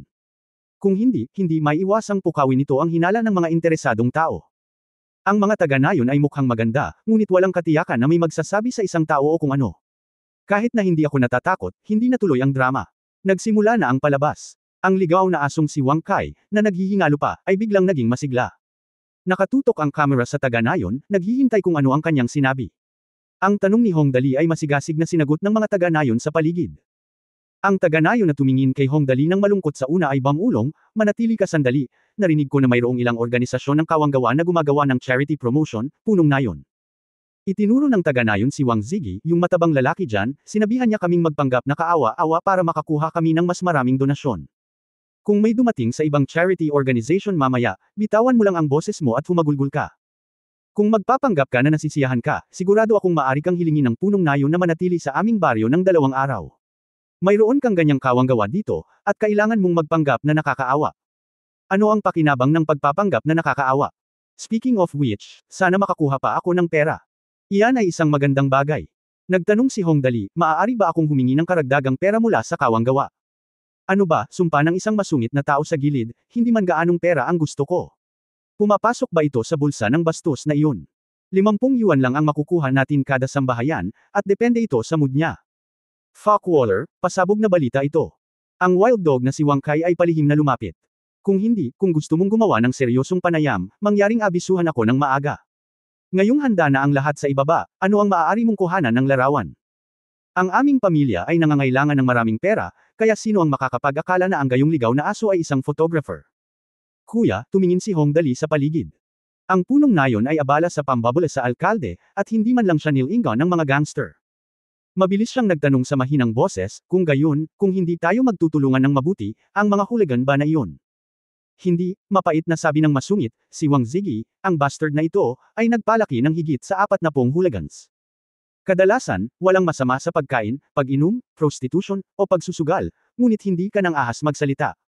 Kung sino man ang maglakas loob na magpahayag, ang kanyang mga paa ay mababali. Kailangan nating gawin ang kanyang sinabi, kung hindi, siya ay tiyak na mabubugbog. Kaya ayon, lihim na tumanggaw si Hong Dali at hindi na nagsalita. Binasa ng mga tao mula sa Tianhai Resources Chamber of Commerce ang talatang ito, at lahat sila ay galit na hinampas ang mesa at nagmura, napakabastos ng punong nayon na ito. Hindi ba siya nakaupo sa ulo ng mga tao at nangingibabaw? Tama, katulad ng dati. Kahit ang mga mayayamang Panginoong may lupa sa lipunan ay hindi ito ginagawa. Kailangan mong ligawan ng isang taong mahirap mamatay. Ang lahat ng mga opisyal sa gusali ng Tianjin Naval District Headquarters ay galit na galit at hinampas ang mesa, ito ay lahat salamat kay Dali. Ang taong ito ay may ilang mga ideya, kung hindi, sino ang makakaalam tungkol dito? Kahit na magpababa sila ng isang tao, maaaring hindi sila maglakas loob na sabihin sa kanya. Damn it, papatayin ko siya ngayon. Sandali lang, huwag kang mag-alala, nandyan si Dali. Hay, hindi siguro sila tumakas. Napanood ko itong live na video. Ang lahat ay napuno ng galit, ngunit si Hong Dali ay tahimik na nakikipag-usap sa mga taga-nayon kung paano kumilos ng mas makatotohanan. Matapos maghintay ng ilang sandali ang lahat, biglang sumigaw ang isang taga-nayon sa mahinang boses, parating, darating. Ang mga lalaki. Agad na tumayo sa tiptoe upang tumingin, at nakita ang isang hanay ng humigit kumulang 5 o 6 na Toyota na sasakyang dumaraan. Nang makarating sila sa dulo ng field, huminto ang mga sasakyan, at isang malaking grupo ng humigit kumulang 20 tao ang lumabas sa kotse, nakasuot ng suit at leather na sapatos, na may makantab na leather na sapatos sa kanilang mga paa. May badge na nakasabit sa kanang dibdib na may nakasulat na 4 na karakter na, 11 Character Society. May 2 uhay ng trigo sa likod nito, na may 2 uhay ng trigo na magkadikit sa gitna. Ang 2 kamay, medyo maganda ang mga icon, at syempre, maayos din ang pananamit. Nang makita ng alkalde ng bayan, si Xu Dezi, ang nararapat na may-ari na dumarating, agad niyang inilagay ang pinakamabait na ngiti sa kanyang mukha. Siya ang unang bumati sa kanya, at iniunat ang kanyang kamay para makipagkamay sa pinuno ng 11 Character Society. Ang dalawa ay patuloy na nag-aayos ng kanilang mga anggulo at poster habang magkahawak kamay, upang makuha ng mga reporter ang pinakamahusay, pinakaangkop at pinakamagandang larawan na ipopost online at isasama sa balita. Ito ay isang pangunahing prioridad. Hindi ka maaaring maging pabaya. Sabi mo ang tagal mong naghihintay, hindi ba sa sandaling ito? Matapos makipagkamay sa alkalde na si Xu Dezi, ang pinuno ng 11th Society ay nagsimulang magpahayag ng kanyang magiliw na pakikiramay gamit ang kanyang bag sa ilalim ng kanyang braso. Hindi muna siya pumunta sa karamihan, ngunit kumuha muna siya ng loudspeaker at sumigaw ng malakas. Mahal na mga taga-nayon, sa ngalan ng lahat ng miyembro ng 11th Society, labis akong nalulungkot sa iyong karanasan. Kasabay nito, umaasa ako na mababalik ng mga bulag na nakikipag-date ang kanilang lakas at ilagay ang lahat ng kanilang lakas sa muling pagtatayo. Agad na nagpalakpakan ang mga taga-nayon sa ibaba, at namula ang kanilang mga kamay kung hindi, mababali ang iyong mga binti. Kuya, tanong ni Hong Dali sa mahinang boses habang pinapalakpak ang kanyang mga kamay ng malakas, mukhang alam niya ang pang-11 salita. Hindi masama. Okay lang yan. Napamura ang taga-nayon, nagpapanggap kang tao. Kaya lahat ng ibinigay na bagay ay napunta sa mga bulsa ng bastos na si Wang Ziggy, at wala tayong kahit isang balahibo sa ating mga kamay, kaya dapat tayong magpasalamat sa kanya. Maaari pa rin siyang umalis ng walang dala, tama. Ang mga napatay ay mga manok natin lahat. Diyos ko! Kabanata 587 Pagbabalik sa bago ang paglaya magdamag. Kasabay nito, sa loob ng isang 4-star hotel sa Tianhai City. Tinitigan ng hepe ang eksenang ipinadala ng sabay-sabay ni Hong Dali na nakangangaang bibig, at kumandat sa misteryosong lalaki at sinabing, Boss, napakakulit na bata ni Hong Dali, at napakahusay ng panlilinlang na ito. Ito ang pinaka-intuitive na pag-unawa natin. Ano ang iniisip ng mga tao? Napabuntong hininga ang misteryosong lalaki, umiling at mapait na ngumiti, noong una ay natatakot ako sa sitwasyong ito, ngunit ngayon ay tila natatakot na talaga ako sa mangyayari. Kahit gaano pa kaganda ang patakaran sa itaas, mahirap itong ipatupad. Buntong hininga. Bilang boss ng kaharian ng langit, ang misteryosong tao ay hindi nakakaintindi sa tunay na iniisip ng mga tao. Kapag madalas akong lumabas para mag-inspeksyon sa trabaho, nakakakuha ako ng balita sa sandaling umatras ako. Walang nakakaalam kung ano talaga ang iniisip ng mga tao. Sa pagkakataong ito, kasama si Hong Dali muli, napagtanto ng misteryosong lalaki kung gaano kalayo ang narating ng patakaran at mga hakbang. Siya ay labis na nalungkot, at kasabay nito ay talagang nagpapasalamat siya kay Hong Dali. Kung hindi dahil kay Hong Dali, baka maitago pa rin siya sa dilim. Boss, maingat na tanong ng leader sa gilid, ngayon naiintindihan na natin ang sitwasyon, paano kung may dadalhin ako doon ngayon? Well, dahan-daang umiling ang misteryosong lalaki, pupunta rin ako. Boss, ikaw. Gulat na sabi ng hepe, mayroon kang napakahalagang pagpupulong na gaganapin dito. Hindi ka basta-basta makakaalis ng ganito. Kung may nangyaring masama, suporta ng mga tao. Kung hindi mangyayari, magkakaroon talaga ng malaking gulo. Ang misteryosong lalaki ay may matatag na ekspresyon at walang pag-aalinlangan na nagsabi, kung ikukumpara dito, paano kung ang isang pulong ay hindi gaganapin? Totoo yan, sabi ng pinuno. Pag-isipan ito. Ganito nga ang nangyari, at agad niyang sinabi, kung gayon ay tatawagan ko siyang helicopter. Pagkatapos, mabilis na tumawag, nag-isip sandali ang hepe at biglang nagtanong, Boss, gusto mo bang i-post ang video na ito online? Malaking bagay ito. Walang magagarantiya kung anong uri ng tugon ang matatanggap ng isang video na tulad nito kung ito ay aktwal na inilabas. Ipadala mo, syempre kailangan mong ipadala. Malakas na tinampol ng misteryosong lalaki ang kanyang hita, mas mabuting ipagtanggol ang mga tao kaysa ipagtanggol ang ilog. Hinding-hindi yun gagana. Gusto ko lang gamitin ang video na ito para sabihin sa mga taong gumagawa ng kalokohan. This time, hindi na talaga ako magalang. Okay. Heian Village.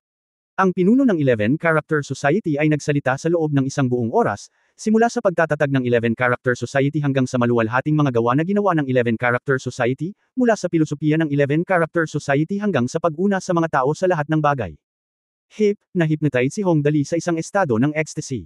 Nang sa wakas ay natapos na siyang magsalita, si Hong Dali ay halos makatulog sa sahig. Tapos na ang aking talumpati, huminto ang pinuno ng 11th Cross Society. Ang mga gangster sa paligid niya ay desperadong kumaway sa mga taga-nayon, at nagkaroon ng mainit na palakpakan. Ang pinuno ng 11th Cross Society ay lubos na nasisiyahan sa pagganap ng mga taga-nayon, at siya ay madalas na nagbibigay pugay sa mga nakapaligid sa kanya.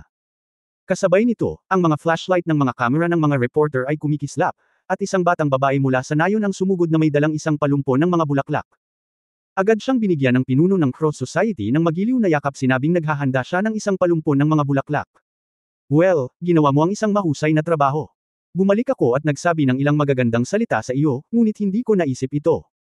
Habang may hawak na mga bulaklak sa kamay, ang pinuno ng 11th Cross Society ay nagpahayag sa napakataas na paraan, sa pagkakataong ito, pumunta kami rito ng may katapatan. Nagdusa ang mga taga-nayon. Matigas niyang sabi. Mariin niyang pinaikit ang kanyang mga mata, pinahid ang dalawang luha, at pagkatapos ay sinabing, naghanda kami ng kabuuang 400,000 yuan bilang mga supply para sa mga taga-nayon, at naghanda din ng 100,000 yuan bilang pera. Ngayon, opisyal na ibigay ito kay Mayor Shu Dezi. Maligayang pagdating sa lahat. Nagkaroon muli ng mainit na palakpakan, at ang mga kamay ni Wang Zigi at Shu Dezi ay naging pula. Ito ay maraming pera, ang kay Shu Dezi ay 70,000, at ang kay Wang Zigi ay 30,000. Oh, tingnan mo, paano ako mahihiya na magpahayag ng ganoong kalalim na pag-iisip. Pumalakpak si Shu Dezi, nagmamadaling pasulong, at muling nakipagkamay sa pinuno ng 11th Cross Society, kasama, salamat. Mga tao sa Heian Village, napakaswerte mo. Kailan? Nakita ito ng mga miyembro ng Chamber of Commerce, sumigaw sila, ikaw ang maswerte, tama. Ang mga taga-nayon ay makakakuha ng 1,000 yuan sa kabuuan. Tama. Buti na lang at hindi ko nadagdagan ng mga donasyon noon, pero ngayon parang tama na. Wala akong sasabihin. Mag-donate ako ng 5 milyon kay Master Dali mamaya. Maasahan pa rin si Master Dali. Distrito ng Tian Haihai ang karamihan ay ham-ampal sa mesa, wala kaming gaanong pera noong una, ngunit mabuti na lang sa pagkakataong ito. Napunta ang lahat sa bulsa ng mga bastos na ito. Wala silang sapat na pera para sa publisidad. Ang mga taong ito ay dapat ilabas at barilin sa loob ng 10 minuto. Pagkatapos, sa wakas ay natapos ang gawaing kawang-gawa, ang pinuno ng 11 Cross Society ay nagsimulang magiliw na magpahayag ng pakikiramay sa mga taga-nayon. Pagbaba niya, mga tao sa paligid niya nagsimulang magreklamo ang lahat ng mga taga-nayon. Isa-isa nilang hinawakan ang kamay niya at ayaw bumitaw. Naglakas loob silang magalit ngunit walang lakas ng loob na magsalita. Lahat sila ay may sipon at napaluha, pinuno, napakabuti at narito ka. Sa wakas ay naligtas na tayo. Oo, kung hindi ka dumating, hindi tayo makakaligtas. Hindi naman sa hindi tayo makakaligtas. Hindi pa kami nakakainom ng tubig hanggang ngayon. Kung hindi kayo dumating, mamamatay kayong lahat sa gutom. Mga kababayan, ang lahat ng mga tao sa 11th Society ay tumingin dito ng may luha sa kanilang mga mata, ang buhay ay magiging mas mahusay, ang lahat ay magiging maayos. Basta. Habang sinasabi niya ito, isang malakas na sigaw ang biglang umalangaw, "Benefactor, my benefactor." Si Hong Dali ang sumugod. Sumugod si Hong Dali at niyakap ang mga hita ng mga miyembro ng 11th Society. Maluha-luha at nanginginig ang ilong, napaungol siya, "Aking benefactor, aking benefactor. Ang aking pamilya ay orihinal na nanirahan sa gilid ng Hien Town. May mga tao sa bahay. May isang bahay at isang bukid, at ang buhay ay puno ng kagalakan. Sino ang mag-aakalang ang lindol ay magiging mayabang at walang awa kung kaya't siya ay darating at aalis ng walang bakas ng panahon, at siya ay babalik sa gabi ng hindi sinasadya. Ang bubong, at ang aking ina ay nasugatan din kami at walang pera para sa pagpapagamot, kaya't maaari lamang kaming lumabas at magmakaawa sa samahan ng 11 Cross at tulungan kaming magtayo ng mga bahay." Sinabi niya ang mga salitang ito sa pare-parehong paraan, madalian at mabilis, at lahat sila ay tumutula. Anyway, puno ito ng magagandang salita. Sinabi ng pinuno ng 11th Society na may ngiti sa kanyang mukha, "Oh, kapatid, mangyaring bumangon ka agad. Paano ko ito matitiis? Paano ko ito matitiis?" Sabi niya sa isang tabi, si Wang Ziggy sa kabilang side. Matapos kumendat sa lahat ng mga reporter, nagsimula siyang mag-film muli, at maraming mga reporter ang nagpasya na magkaroon ng ganitong pangalan. Ang 11 Character Association ay isang magiliw at magiliw na tao, at ang mga taga-baryo na nagdurusa ay magsasabi ng kanilang mga damdamin. Si Wang Ziggy ay nasiyahan din sa pagganap ni Hong Dali. Not to mention itong munting pulubi, talagang kaibig-ibig gagantimpalaan ko siya ng karne mamaya. Sumunod si Natang Moxen at Ling Xiaoyi sa likod at halos humagalpak sa tawa. Kinailangan nilang magpigil. Hindi sila dapat tumawa sa oras na ito, kung hindi ay mabubunyag ang sekreto. Ang mga miyembro ng Tianhai Resources Chamber of Commerce ay walang ganoong pag-aalinlangan at matagal nang bumagsak sa lupa na tumatawa. Desperado na tinapik ni Liu Yihui ang braso ni Hong Weiguo, "Napakatalino ng pamilya mo Dali, hahaha, ikaw. Pinagtatawanan ako ng patay." Tawa rin ng tawa si Mutai sa gilid, "You little bastard, hindi ko na kaya, tinatawanan mo talaga ako hanggang kamatayan." Nakakatuwa. Si Hong Weiguo ay hindi makatawa o umiyak, ang munting bastard na ito. Ang lahat sa distrito ng Navy ng Tianhai ay mas pinalaki. Maraming tao ang nagsabi, "Damn it, magiging ganap na ayos para sa bastard na ito na kumilos sa mga sketch kung siya ay walang pera. Ito ay napakahusay, hindi magagapi." Oo, nakakatawa ang lalaking ito, ha ha ha ha. Ang pagganap ni Hong Dali ay pinuri ng lahat sa eksena. Napangiti ang punong nayon kaya hindi niya maisara ang bibig. Ipinagmamalaki din ng mga tao ng 11 Character Society. Hindi nagtagal ay nakarating na sila sa nayon at casual na naglakad-lakad. Sa oras na ito, espesyal na umarkila ang 11 Character Society ng isang dosenang 3 gulong na truck. Pagdating nila ay mabilis na inilabas ng punong nayon ang banner na inihanda niya kanina at nagpahiwatig ng kasiyahan sa lahat na lumabas para kumain ng masarap kaya nagpatayan siya ng manok at tupa at sinamahan ang mga pinuno ng nayon. Habang kumakain, pinagalitan ng punong nayon ang isang mabangis na aso, "Humayo ka, umalis ka, pumunta ka, saan nanggaling ang mabangis na aso," at ngumunguya ng mga buto. Habang sinasabi niya ito, binato niya ng buto ang ligaw na asong si Lei Fu. Hindi nararapat na umalis si Lei Fu sa oras na ito. Nakipag-ugnayan si Hong Dali kay Lei Fu at desididong sinabihan siyang kunin ang mga buto at pagkatapos ay humanap ng nakatagong lugar para ipagpatuloy ang paggawa ng pelikula. Matapos kumain at uminom ng sapat ang lahat sa ika-11 pulong, umalis sila sa kotse kasama ang alkalde na si Shudezi at isang grupo ng mga mamamahayag. Pagdating nila sa bayan, natural na may ibang reception, kaya hindi na kailangan pang i-elaborate. Ngunit sinabi niya na pagkatapos umalis ang lahat, palihim na tumalikod si Lei Fu. Sa oras na ito, ang mga relief supply na dala ng mahigit isang dosenang 3 gulong na truck ay naihatid na sa bakuran ng bahay ng punong nayon, at sila ay nakatambak sa mga burol. Noong una, ito ay itinuturing na isang magandang bagay, ngunit hindi nagtagal, ang mga pag-aalipusta ng punong nayon ay umabot sa pandinig ng lahat sa Kamara ng Komersyo at ng Military Region Headquarters. "Kakainin ko siya, ang 11 Cross Society, kahit nakainin at kunin, ang materyal na ito ay sinasabing 400,000 ang kabuuang halaga ay 70,000 hanggang 80 yuan lamang." Sinabi niya habang nagtatapon ng mga gamit at nagmumura, "Ang mineral na tubig ay nagkakahalaga ng 15 yuan ang isang bote, ano ang pinagsasabi mo? Ang mineral na tubig na ito ay ginto. Ginawa. Ang tattered quilt na ito ay nagkakahalaga ng higit sa 1,000 dolyar. Damn it, it is only worth 100. At ito, ang isang sira-sirang tent ay nagkakahalaga ng 800 yuan. Pinagalitan siya ni Wang Ziggy ng mahabang panahon, at sa wakas pagkatapos bilangin ang lahat ng mga bagay, umupo siya sa lupa at nagsabi, sa lahat ng basahan na ito, siya lang ang nag-iisang nagkakahalaga ng 60,000 hanggang 70,000 yuan. Paano ko ito ipapaliwanag sa alkalde? Ha! Napakatanga ko. Ang punong nayon ay nakaupo doon na nanlulumo, ngunit si Hongdali ay pinahintulutang tumira sa bahay ng taga-nayon dahil sa kanyang natatanging pagganap. Kaya sa wakas ay nagkaroon ng pagkakataon si Hongdali na tanungin ang mga taga-nayon kung ano ang nangyayari sa matandang pamilyang Liu sa kanluran ng nayon. Habang umiinom ng lugaw, ang lalaking ito ay nagtanong, "Kuya, ano ang nangyayari sa matandang pamilyang Liu sa kanlurang dulo ng nayon?" At ang lindol na ito, nabalitaan kong 4.5 lamang ang magnitude, hindi masyadong seryoso, tama. Ito ay hindi nakakagulat na Hongdali mayroon akong tanong na ito. Karaniwan, ang isang 4.5 gitling magnitude na lindol ay hindi masyadong malakas. Kahit anong tingin mo, hindi naman magiging ganoon kalaki ang problema kahit na ang sentro ng lindol, hindi naman masisira ang napakaraming bahay, di ba? Chapter 588, Pagtawid ng mga probinsya, dapat tumawid ng mga probinsya. Nako, mahirap ilarawan sa mga salita. Matapos pakinggan ang mga salita ni Hongdali, bumantong hininga ang taga-nayon at nagsabi, "Orihinal, luma na ang mga bahay sa aming nayon, at hindi masyadong maganda ang kalidad noong itinayo ang mga ito. Ito rin ang sentro ng lindol. Normal lang na tumayo kami ng kaunti." Ngunit ang bastos na iyon na si Wang Zigi ay may higit sa 40 na mga gangster na nasa ilalim ng kanyang kontrol.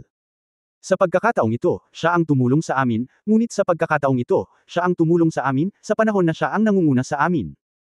Kalimutan ang tungkol sa muling pagtatayo, hiniling nila sa mga gangster na iyon na tawagan kami at sabihin sa amin na hindi na kami makakapagtayo muli, o mabali nila ang aming mga binti.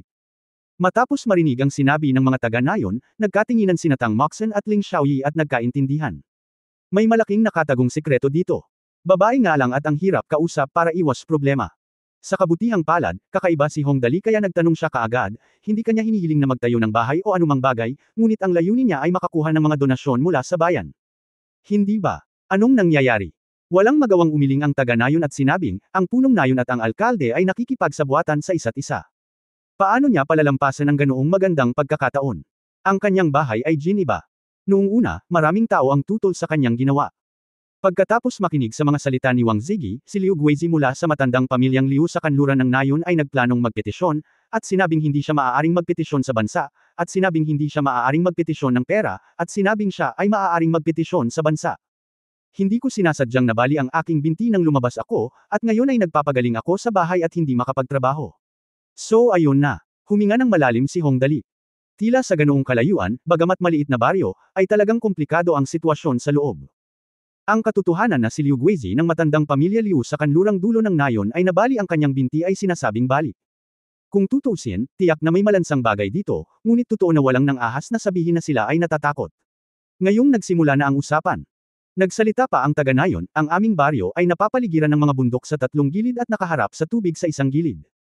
Nag-aral ako ng ilang araw noong bata ako, at alam ko na ang ganoong lugar ay talagang magandang lugar para sa turismo at bakasyon. Ngunit ang problema ay ang kalsada ay napakahirap na lakarin.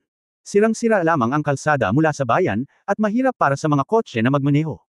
Ang sabi ng ibang bayan ay hindi sulit na magmaneho sa paligid. Ang sabi ng ibang bayan ay hindi sulit ang susi sa paligid.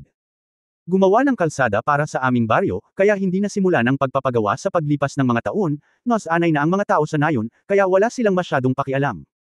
Kung nangyari ang lindol sa oras na ito ay magbibigay lamang sa kanila ng dahilan upang maglaan ng pondo. Sa oras na ito, sinabi ng asawa ng taga-nayon mula sa gilid, ang bayan. Ang asong iyon, si Chief Shudezi, ay naglaan ng pondo sa aming nayon kasama ng bayan, at pagkatapos ay ipinamahagi ni Wang Zigi ang pera pabalik kay Shudezi. Ang mga tao sa aming nayon ay maaari lamang kumuha ng 180 yuan bilang patahimik na pera. Yung higit sa 40 na mga hooligan, at ang mga taong hindi mapagkakatiwalaan. Kung gayon, wala ka bang naiisip na ibang paraan para mailabas ang balita? Tahimik na tanong ni Hongdali. Maraming kagamitan sa komunikasyon ngayon, tama ba? Alam din natin ang tungkol sa mga mobile phone at computer, ngunit ang problema ay hindi makalabas ang mga tao. Sinadya ni Wang Zigi na sirain muli ang signal tower. Umiling ang taga-nayon at sinabing, itong lugar na ito na may mahihirap na bundok at ilog, sa kabundukan kung hindi ka maglakas loob na pumasok, hindi ka makakakuha ng signal sa iyong telepono, at hindi ka makalabas, sino ang makakakalat ng balita? Paminsan-minsan, maaari kang pumunta sa bayan upang dumalo sa isang malaking pagtitipon, at may mga gangster na sumusunod sa iyo, ngunit wala siyang magagawa upang makatakas ang monghe. Templo. Matapos marinig ito, sa wakas ay naunawaan ni Hongdali. Paano pa masasabi na ang pinakamasamang tao ay dapat matalino? Ang punong nayon na si Wang Zigi at ang alkalde ng bayan na si Shudezi ay nagsasabuatan. Ang punong nayon ay mayroon ding grupo ng mga hooligan na babaliin ang mga paa ng sinumang maglakas loob na huni. Walang signal ng cellphone sa village. Hindi sa banggitin ng computer, syempre. Napapaligiran ng mga bundok sa tatlong panig, ang kalsada ay mahirap lakaran, at bawat taga-nayon ay may kani-kanyang pamilya, na bumubuo ng isang maliit na kaharian. Si Wang Zigi ay parang hari. Sa nayon, tawagan itong Yi Viewer. Maging ang mga tao mula sa Tianhai City Resources Chamber of Commerce ay lubos na nabigla nang marinig nila ito. Diyos ko, itong Wang Zigi ay talagang walang awa. Ito ang ritmo ng pagiging isang hari ng mag-isa. Oo, napakalupit niya, maliit lang na kaharian. Holy shit, napaka-carefree niya. Tiyak na hindi siya mabubuhay ng matagal sa oras na ito. Ang pinakamasama, sinusuportahan niya ang underworld, ngunit ang pinakamasama, siya ay isang pribadong militia. This time, recorded na ang buong episode, ang ganda ng palabas, hahaha. Ang mga opisyal ng distrito ng Tianhai ay nagsabi, ang mga bastos na ito ay dapat barilin. Sampayin ito para sa isang maliit na pinuno ng nayon. Hindi ko na kaya. Ito ay simpleng pagkuha sa bundok at pagiging hari. Wala talagang paraan, napabuntong hininga si Hong Dali, pagkatapos ay sinamantala nila ang lindol na ito at nagsimulang ibahagi ang mga pondo ng tulong ng pribado. Ang punong nayon at ang iba pa ay gumagamit ng mga gangster para kontrolin ang malalaking tao. Hindi, tumanggo ang taga-nayon, ang mahigit 40 gangster na ito ay isa-isang gumagawa ng isang lihim na bagay. Ang sinumang maglakas loob na maging medyo hindi mapakali ay hindi target. Ito ay kasing simple ng pagkain. Sa katunayan, alam namin na ang mga reporter ay darating, ngunit ang problema ay ang mga tao sa aming nayon ay karaniwang magkakamag-anak sa isa't isa. Sinabi ni Wang Zigi na kung siya ay maaaring makipagkasundo sa kanya, ang lahat ay hindi makakakuha ng magandang pakikitungo sa kanya. Mga gawang bahay na baril sa kanyang mga kamay, at ang ilan ay ginagamit umano ng mga bandido noong anti-Japanese war bagamat hindi nila kayang makipaglaban sa mga opisyal at sundalo, tiyak na makakapatay sila ng mga ordinaryong taga-nayon. Damn Waller. Sobrang exaggeration. Hindi ba? Sinabi ni Hong Dali na natakot, mayroon pa silang ganoong bagay sa kanilang mga kamay. Kung gayon hindi mo ba kailangang makinig sa kanya sa lahat ng bagay?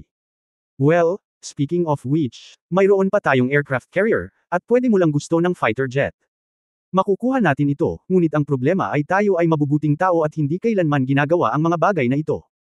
O sa ibang paraan, kapag hawak na ng taong ito ang buhay at kamatayan ng iba sa kanyang mga kamay, gagawin niya ang mga bagay ng walang anumang mga prinsipyo, at lahat ay ibabatay sa kanyang sariling mga kagustuhan. Kaya mo ba kung hindi ka nakikinig? Walang magawang umiling ang taga-nayon, kung hindi ka makikinig, hindi ka mabubuhay. Sabi mo hindi tayo makakatakas, at hindi tayo maaaring magdemanda. Kahit magdemanda tayo sa bayan, kasama niya si Shudezi, at malas tayo pagbalik natin. Tayo pa rin. Lahat ng nagpetisyon ay tinalikuran na, may mga pasaman o wala silang pagpipilian.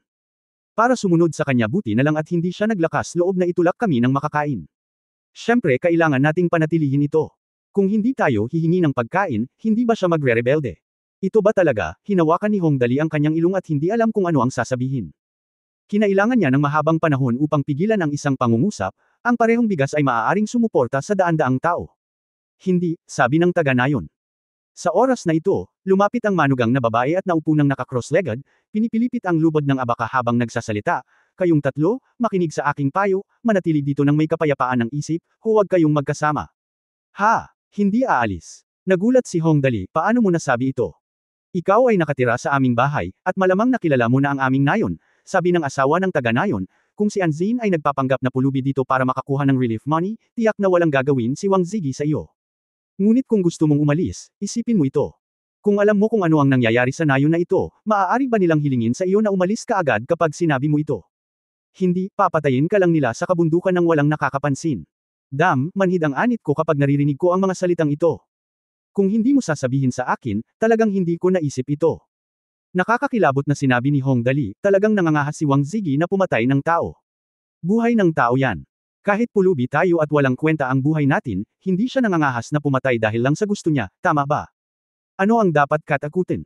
Sabi ng asawa ng taga-nayon, noong unang mga araw, 2 pulubi ang dumating sa nayon at dumaan lang sila. Nanatili sila kasama ng mga taga-nayon ng isang gabi at pagkatapos ay nagpatuloy sa kanilang paglalakbay kinabukasan. Gayunpaman, nag-overnight sila kinabukasan. Ang 5 miyembro ng matandang pamilya Zhao sa pinuno ng nayon ay binugbog ng gusto kaya't sinabihan silang huwag magsalita ng kahit ano. Ay hindi tahasang sinabi na siya ay pinatay ngunit ito ay dapat na isang masamang bagay kung itatapon mo ito sa mga bundok, ito ay kakainin sa loob ng 2 o 3 araw, at walang mga buto ang matitira sa baog na ito. Ngayong nakuha na nila ang lahat ng katotohanan, ang mga general ng distrito ng hukbong dagat ng Tianjin ay nagmamadaling lumabas, hindi ka man lang makatawid sa probinsya, papatayin ko ang bastard na ito. Wala akong magagawa dito. Kung wala kang pakialam, baka mamatay na ako. Sabay-sabay tayong pumunta sa mga probinsya. Ang lahat sa Resource Chamber of Commerce ay ganap na nagalit, ito ay isang pag-aaksaya lamang ng buhay ng tao. Nangyayari pa rin sa panahong ito. Hindi ko na kaya ang ganitong klaseng tao. Tawagan ang isang tao ngayon din. Kung sino man ang nakakakilala doon, mangyaring makipag-ugnayan sa akin kaagad. Totoo, naisip ito ni Hong Dali. Malamang totoo, kaya humiga siya ng desidido, kung gayon ay hindi tayo aalis. Matulog ka na at magpahinga ka muna. Nako, pagod na pagod ako. Isulat muna ang account na ito, at maghintay hanggang magkaroon ka ng mahimbing na tulog para i-refresh ang iyong sarili. Oo, hindi pa tapos ang usaping ito.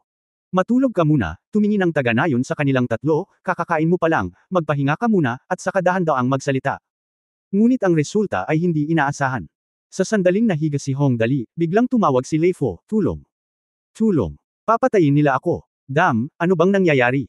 Biglang umupo si Hong Dali at tumakbo palabas, sumisigaw habang tumatakbo, Xiaoyi, Zengxan, halika Dali, nasa panganib si Lei Fu. Magkaibigan sila ni Lei Fok, at sila ay mga profesional na photographer. Nasaan ang guro? Nag-alinlangan pa rin sina Ling Xiaoyi at Tang Moxen at mabilis na sumunod. Sa kanilang tatlo, si Hong Dali at Ling Xiaoyi ay may buong katangian. Mabilis silang tumakbo palayo at hindi nagtagal ay nakarating sila sa lugar kung saan humingi ng tulong si Lei Fu. Nang malapit na sila, narinig ni Hong Dali ang isang gangster na nagsabi, ang mailap na asong ito ay talagang magaling tumakas. Kasalanan ito ng kanyang lola. Ito ang pinakamasarap manghuli at maglaga ng karne ng aso ng ganito. Kabanata 589, sinipas si Dali, at malubha ang kahihinatnan. Damn it, Waller, gusto mo talagang kumain ng tanghalian namin. Anong karumal-dumal na krimen?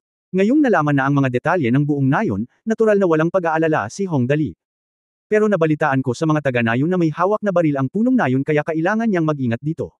Kahit malambot man siya o matigas, hindi niya alam kung kakayanin niya ang mga bala. Ang susi ay mayroong Zengxan at Xiaoyi sa likod niya. Kaya't naghanda si Hong Dali na maging magalang muna at pagkatapos ay umatake, at sumugod upang yakapin ang gangster.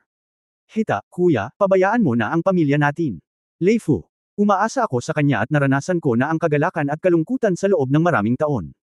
Palagi ko siyang tinatrato bilang sarili kong dugo. Ayokong mamigay ang isang taong may puting buhok sa isang taong itim ang buhok. Gusto kong sabihin na taos puso ang ugali ni Hong Dali at nakakaawa ang kanyang tono, ngunit susuko siya sa sinumang may kaunting simpatiya. Ngunit sa hindi inaasahan, talagang sinipa ng gangster si Hong Dali at nagmura ng malakas, na nagsabing, ikaw ay taga-Malaki Gobi, ikaw ay isang pulubi. Kung gusto kong kainin ang iyong aso, ito ay dahil sa iyong mga birtod ng ninuno. Hindi ka ba marunong magpahalaga dito? Babaliin ko ang mga paa mo at itatapon kita sa kabundukan ng ganito. Damn it!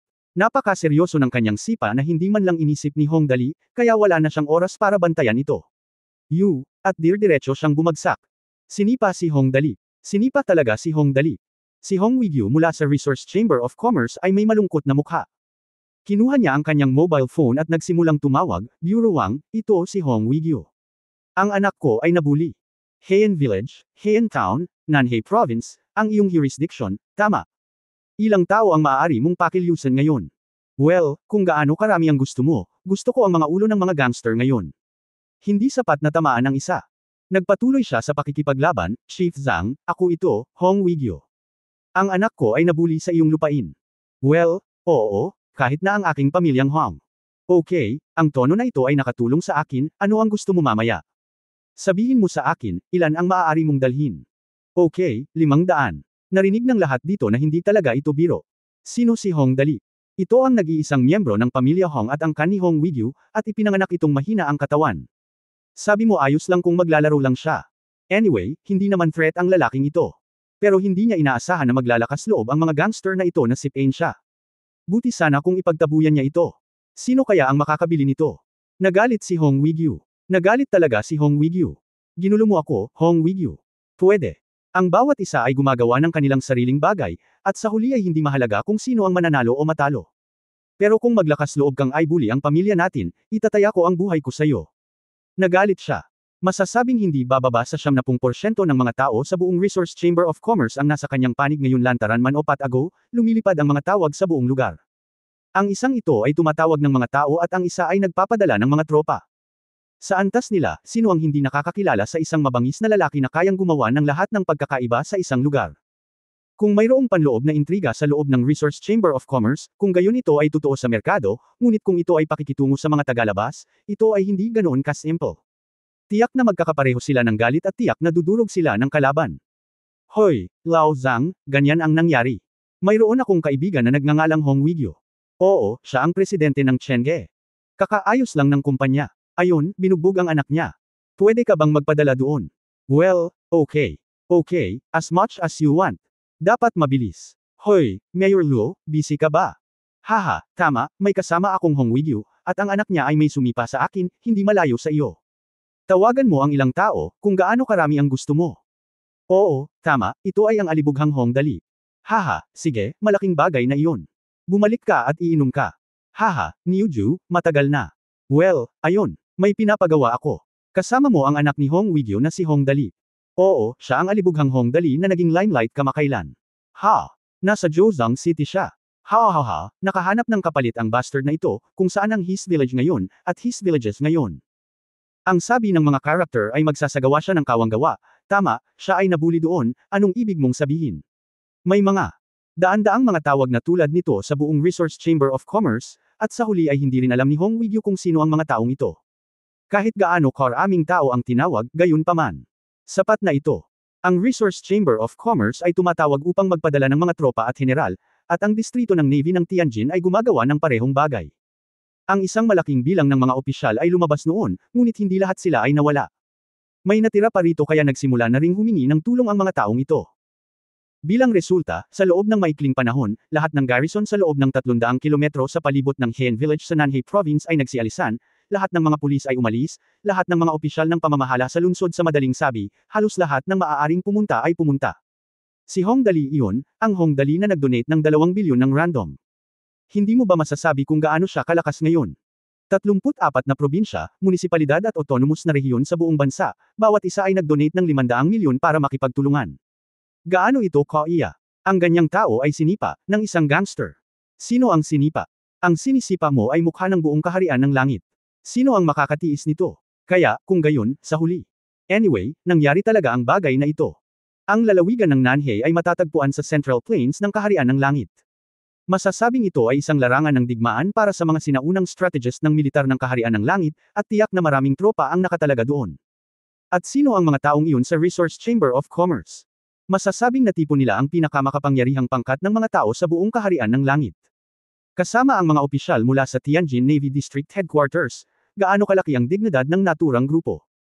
Ito ay tiyak na isang nakakatakot na pag-iral na maaaring gumawa ng mga panga ng mga tao sa lupa. Fengkai City, isang communications regiment na direkta sa ilalim ng Nanhei Province ng Tianjin Ministry. Tumunog ang emergency assembly bell sa buong hukbo, ngunit sa loob lamang ng 2 minuto, lahat ay nagtipon na. 500 piling sundalo. Ang commander ng rehiyon ng militar, ang mga nuclear crab ay mabangis, ang mga opisyal at sundalo lamang ang binanggit sa ibang pagkakataon, maaari mong isipin, ay tumayo sa harap ng koponan at same time na nagsabi, ang pinakabagong balita ay nasa kasalukuyan ng aming numero 1 charity person sa kaharian ng langit, ang alibughang Hong Dali ay inaresto sa Heian Village, Heian Town, ang tao ay agad na natalo.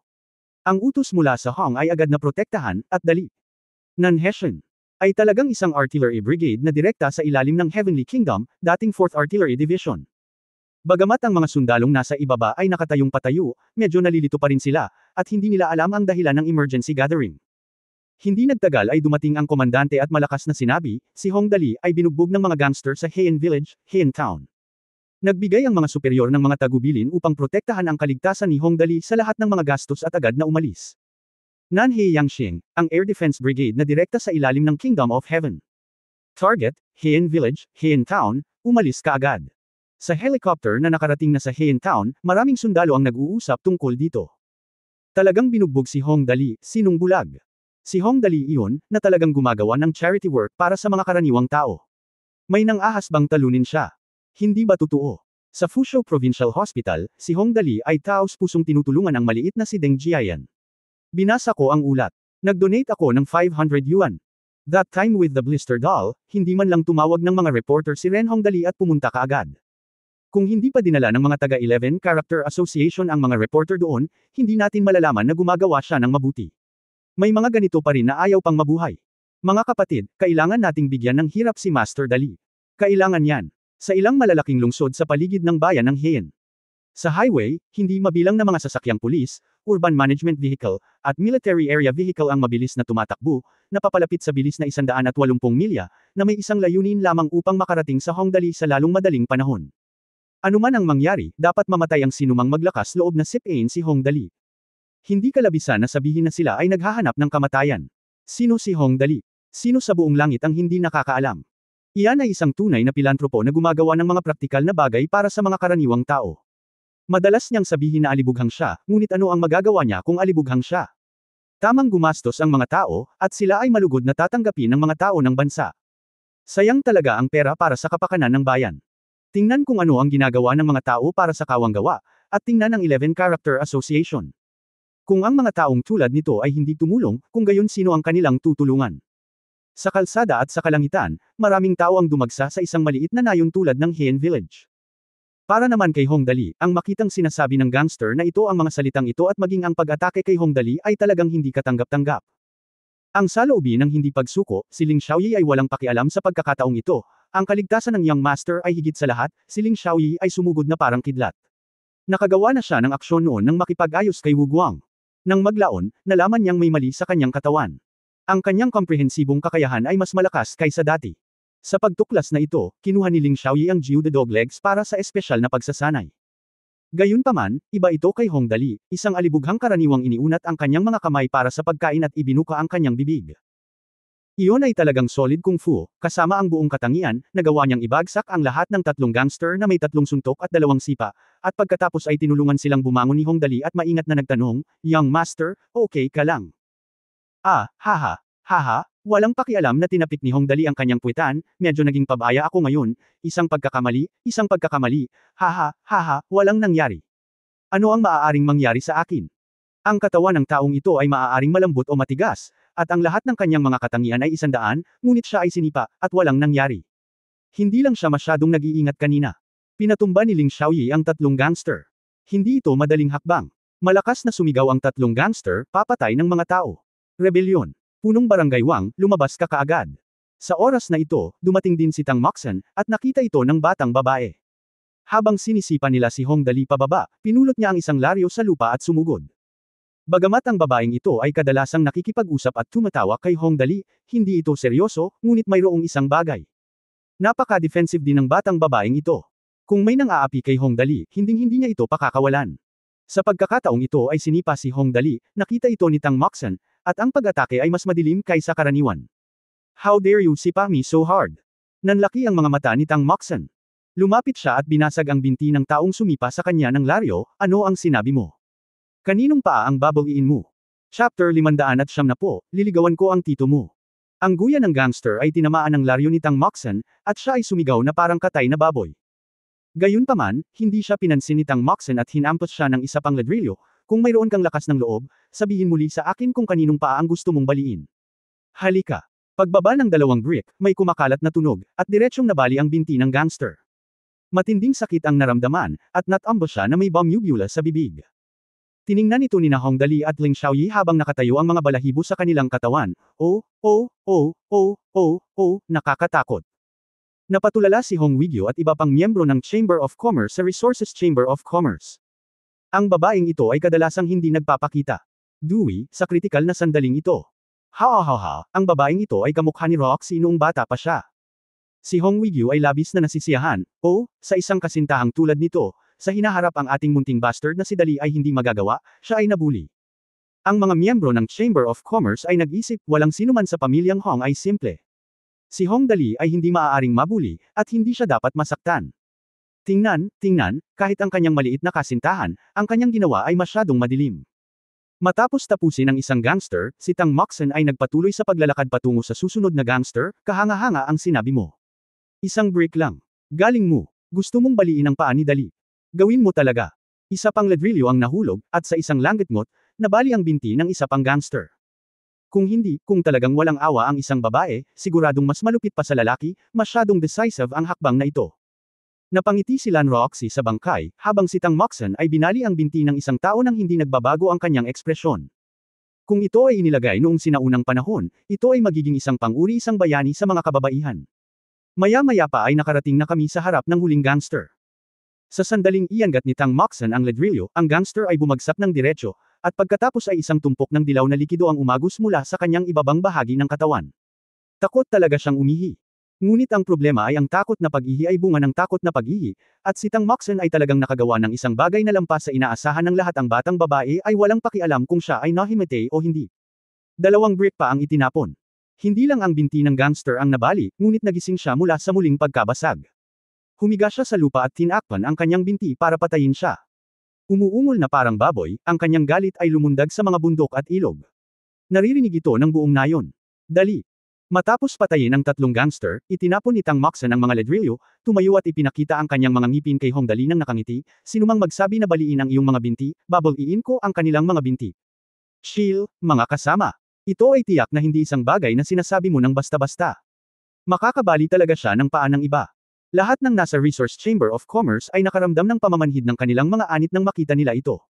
Nakuha ko. Para naman sa fiancé ni Hong Dali, walang maglalakas loob na guluhin si Hong Dali sa hinaharap. Haha, si Jingxin ang pinakamakapangyarihan. Tumawa ng malakas si Hong Dali, hindi ko ito magagawa.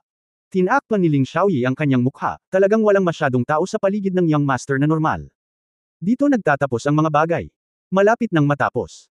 Ngunit sa totoo lang, kapag natapos ang isang bagay, kadalasan ay sinusundan ito ng isang nakakabaliw na pag-atake. Fuck you mabahong pulubi. Umalangaw-ngaw ang boses ni Wang Zigi, at pinangunahan ng lalaking ito ang mahigit 20 gangster para patayin siya sa gilid. Pagdating nila, si Wang Zigi ay may hawak na isang lumang shotgun sa kanyang kamay, at lahat ng mga gangster sa paligid niya ay may hawak na mga espesyal na baril, at sila ay sumugod na may halong galit. Lumakad si Wang Zigi sa unahan, at hindi nagtagal ay dumating sa harap ni Hong Dali at ng iba pa, at nagmura ng malakas, alam ko na may mali sa inyo, at nangyari nga. Dam mo, sino ang nagpadala sa iyo dito? Sabihin mo sa akin ng totoo. Kung hindi, huwag mo akong sisihin sa pagiging bastos. Hinugot niya ang baril at itinutok kay Hong Dali, bilasan mo, magbibilang ako ng 3. Hindi maganda. Si Hong Weigyo at lahat ng nasa Chamber of Commerce ay nabalisa kaagad. Iyon ay isang shotgun. Sa ganoong kalapit na distansya, ganap na walang pagkakataon na mabuhay pagkatapos mabaril. Kapag ang buhangin ng baril ay pumasok sa katawan, hindi na ito maalis ng operasyon. You little bastard. Nagmamadaling tumalikod si Hong Weigyo at sinabing, maaari mong iligtas ang mga berdeng burol nang hindi nag-aalala tungkol sa pagkakaroon ng panggatong, kaya dapat maging banayad ka at huwag magpakitang gilas. Hindi biro iyon, talagang papatay ng tao. Pinag-uusapan din ito ng lahat ng nasa ibaba at paulit-ulit na nagsasabi, hoy, munting ninuno, mangyaring maging malambot ngayon. Hindi pa huli ang lahat para maghayganti ang isang ginoo. Ni hindi mo na siya gugustuhing balatan pagdating ng ating mga tao. Tanong. Oo, sumuko ka na lang. Sa oras na ito, sumigaw si Wang Zigi, 2. Habang nakikita niya si Hong Dali na nakatayo sa harap ni Tang Moxon, biglang may tunog ng mga helicopter sa kalangitan. Tumunog ang propeller. Ang tunog ng propeller ay napakalakas, umaalingaw-ngaw, na ang malakas na hangin ay nagpabukas ng mga mata ni Wang Zigi at ng iba pa, at silang lahat ay napaatras ng 2 hakbang. Pagtingin sa itaas, talagang may 20 helicopter sa langit. Ang mga helicopter na iyon ay pawang mga military combat helicopter. Sa oras na ito, ang pinto ng cabin ay bukas na bukas, ang hagdan ay ibinitin, at ang mga espesyal na puwersa ay nagsimulang tumalon pababa mula sa helicopter. Ito ay talagang mga espesyal na puwersa, lahat ay nakasuot ng berdeng uniforme ng militar at mabibigat na helmet, at hawak sa kanilang mga kamay ang tunay na AK-48, ang pinakamahusay na suntukan na submachine gun sa mundo. Sa isang sandali, mahigit 100 tao ang bumaba ng helicopter na may dagandong, at lahat sila ay napalibutan si Wang Zigi at ang iba pa. Matapos makontrol ang sitwasyon, ang huling 2 tao ay tumalon palabas ng helicopter. Ang misteryosong lalaki at ang hepe ang dumating. Huwag kang gumalaw. Itaas ang kamay. Higit sa 100 espesyal na puwersa ang sabay-sabay na sumigaw, ang tunog ay yumanig sa kalangitan. Lahat ng gangster na dinala ni Wang Zigi ay agad na bumagsak at lumuhad sa lupa. Nakita ng lahat sa Resource Chamber of Commerce ang eksenang ito at napabulalas, o Diyos ko, siya ang numero 1. Siya ang numero 1 sa ating langit. Kilala niya talaga si Hong Dali. Ito, Hong Dali napakahusay na ngayon.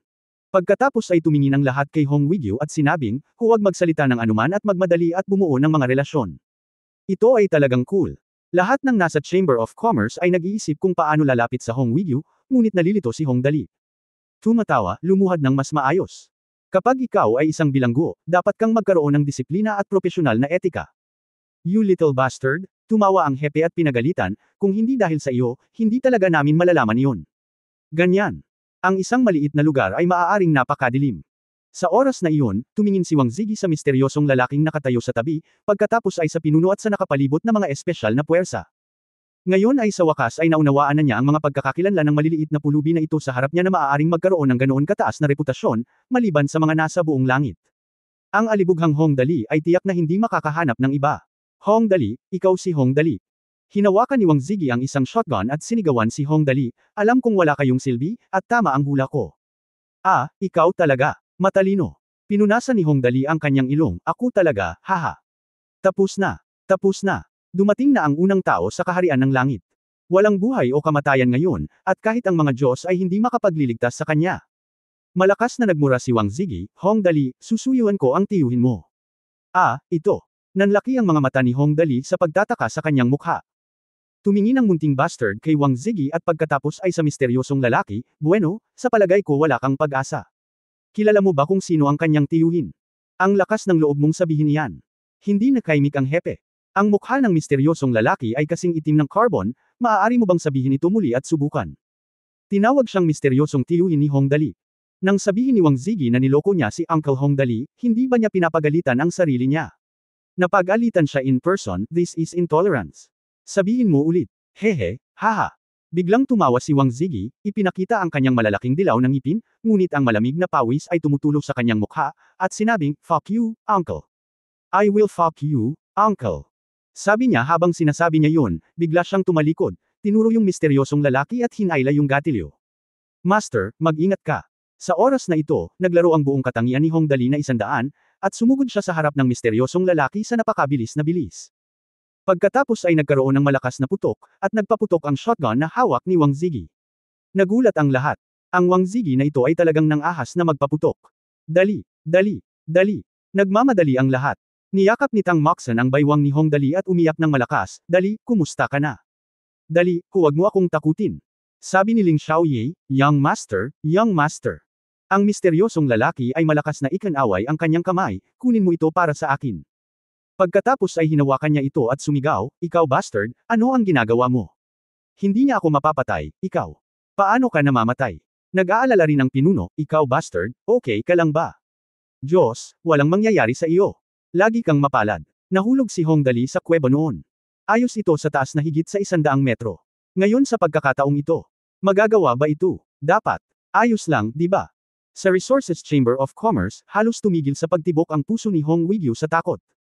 Napatulala ang mga miyembro ng Chamber of Commerce kung may nangyari kay Hong Dali, malalagay siya sa gulo. Tingnan mo ang itsura niya ngayon. Ang numero 1 tao sa kaharian ng langit ay personal na pumunta doon. Ang relasyon ng dalawa ay halatang hindi ang unang pagkikita nila. Anong uri ng lakas ang naipon ngayon ng Hong Dali na ito? Ang mukha ni Wen Jianan ay natatakpan ng malamig na pawis, at patuloy itong tumutulo, Diyos ko, alam ko na ang pinuno ay may relasyon sa kanya noon, ngunit ngayon ay tila minamaliit ko pa rin siya. Si Sun Yuanzhou ay ganoon din, ang munting alibughang anak na ito ay talagang nakakatakot, huwag kang mag-alala. Napatingin ang lahat kay Hong Dali. Si Wang Ziggy, na pinipigilan ng mga espesyal na puwersa, ay tumawa ng malakas at malakas na sinabi, hahaha, Hong Dali, kahit na pumunta ako sa impyerno, pupunta ako sa impyerno. Kailangan ko siyang tulungan. Ha. Sulit ang buhay ko. Sulit naman, ha. Tawa siya ng tawa, pero gusto siyang putulin ng misteryosong lalaki, pero hindi ngayon ang oras para magalit. Dapat gawin ng lahat ng nasa isip ni Hong Dali ang buhay. Malakas na sumigaw ang misteryosong lalaki, halika, dali-dali, helicopter. Bilasin mo, dalhin mo siya sa ospital. Kailangan nating iligtas ang buhay ni Hong Dali kahit anong mangyari. Bilang resulta, sinabi na lang niya sa puntong ito, biglang gumalaw si Hong Dali, at pagkatapos ay narinig niya ang isang mapaglarong boses, oh, patay na ako, patay na ako. Patay ako. Ang misteryosong lalaki ay mukhang nagulat, nakaharap sa liyang roxing normal na mga mata ni Hong Dali. End of this chapter.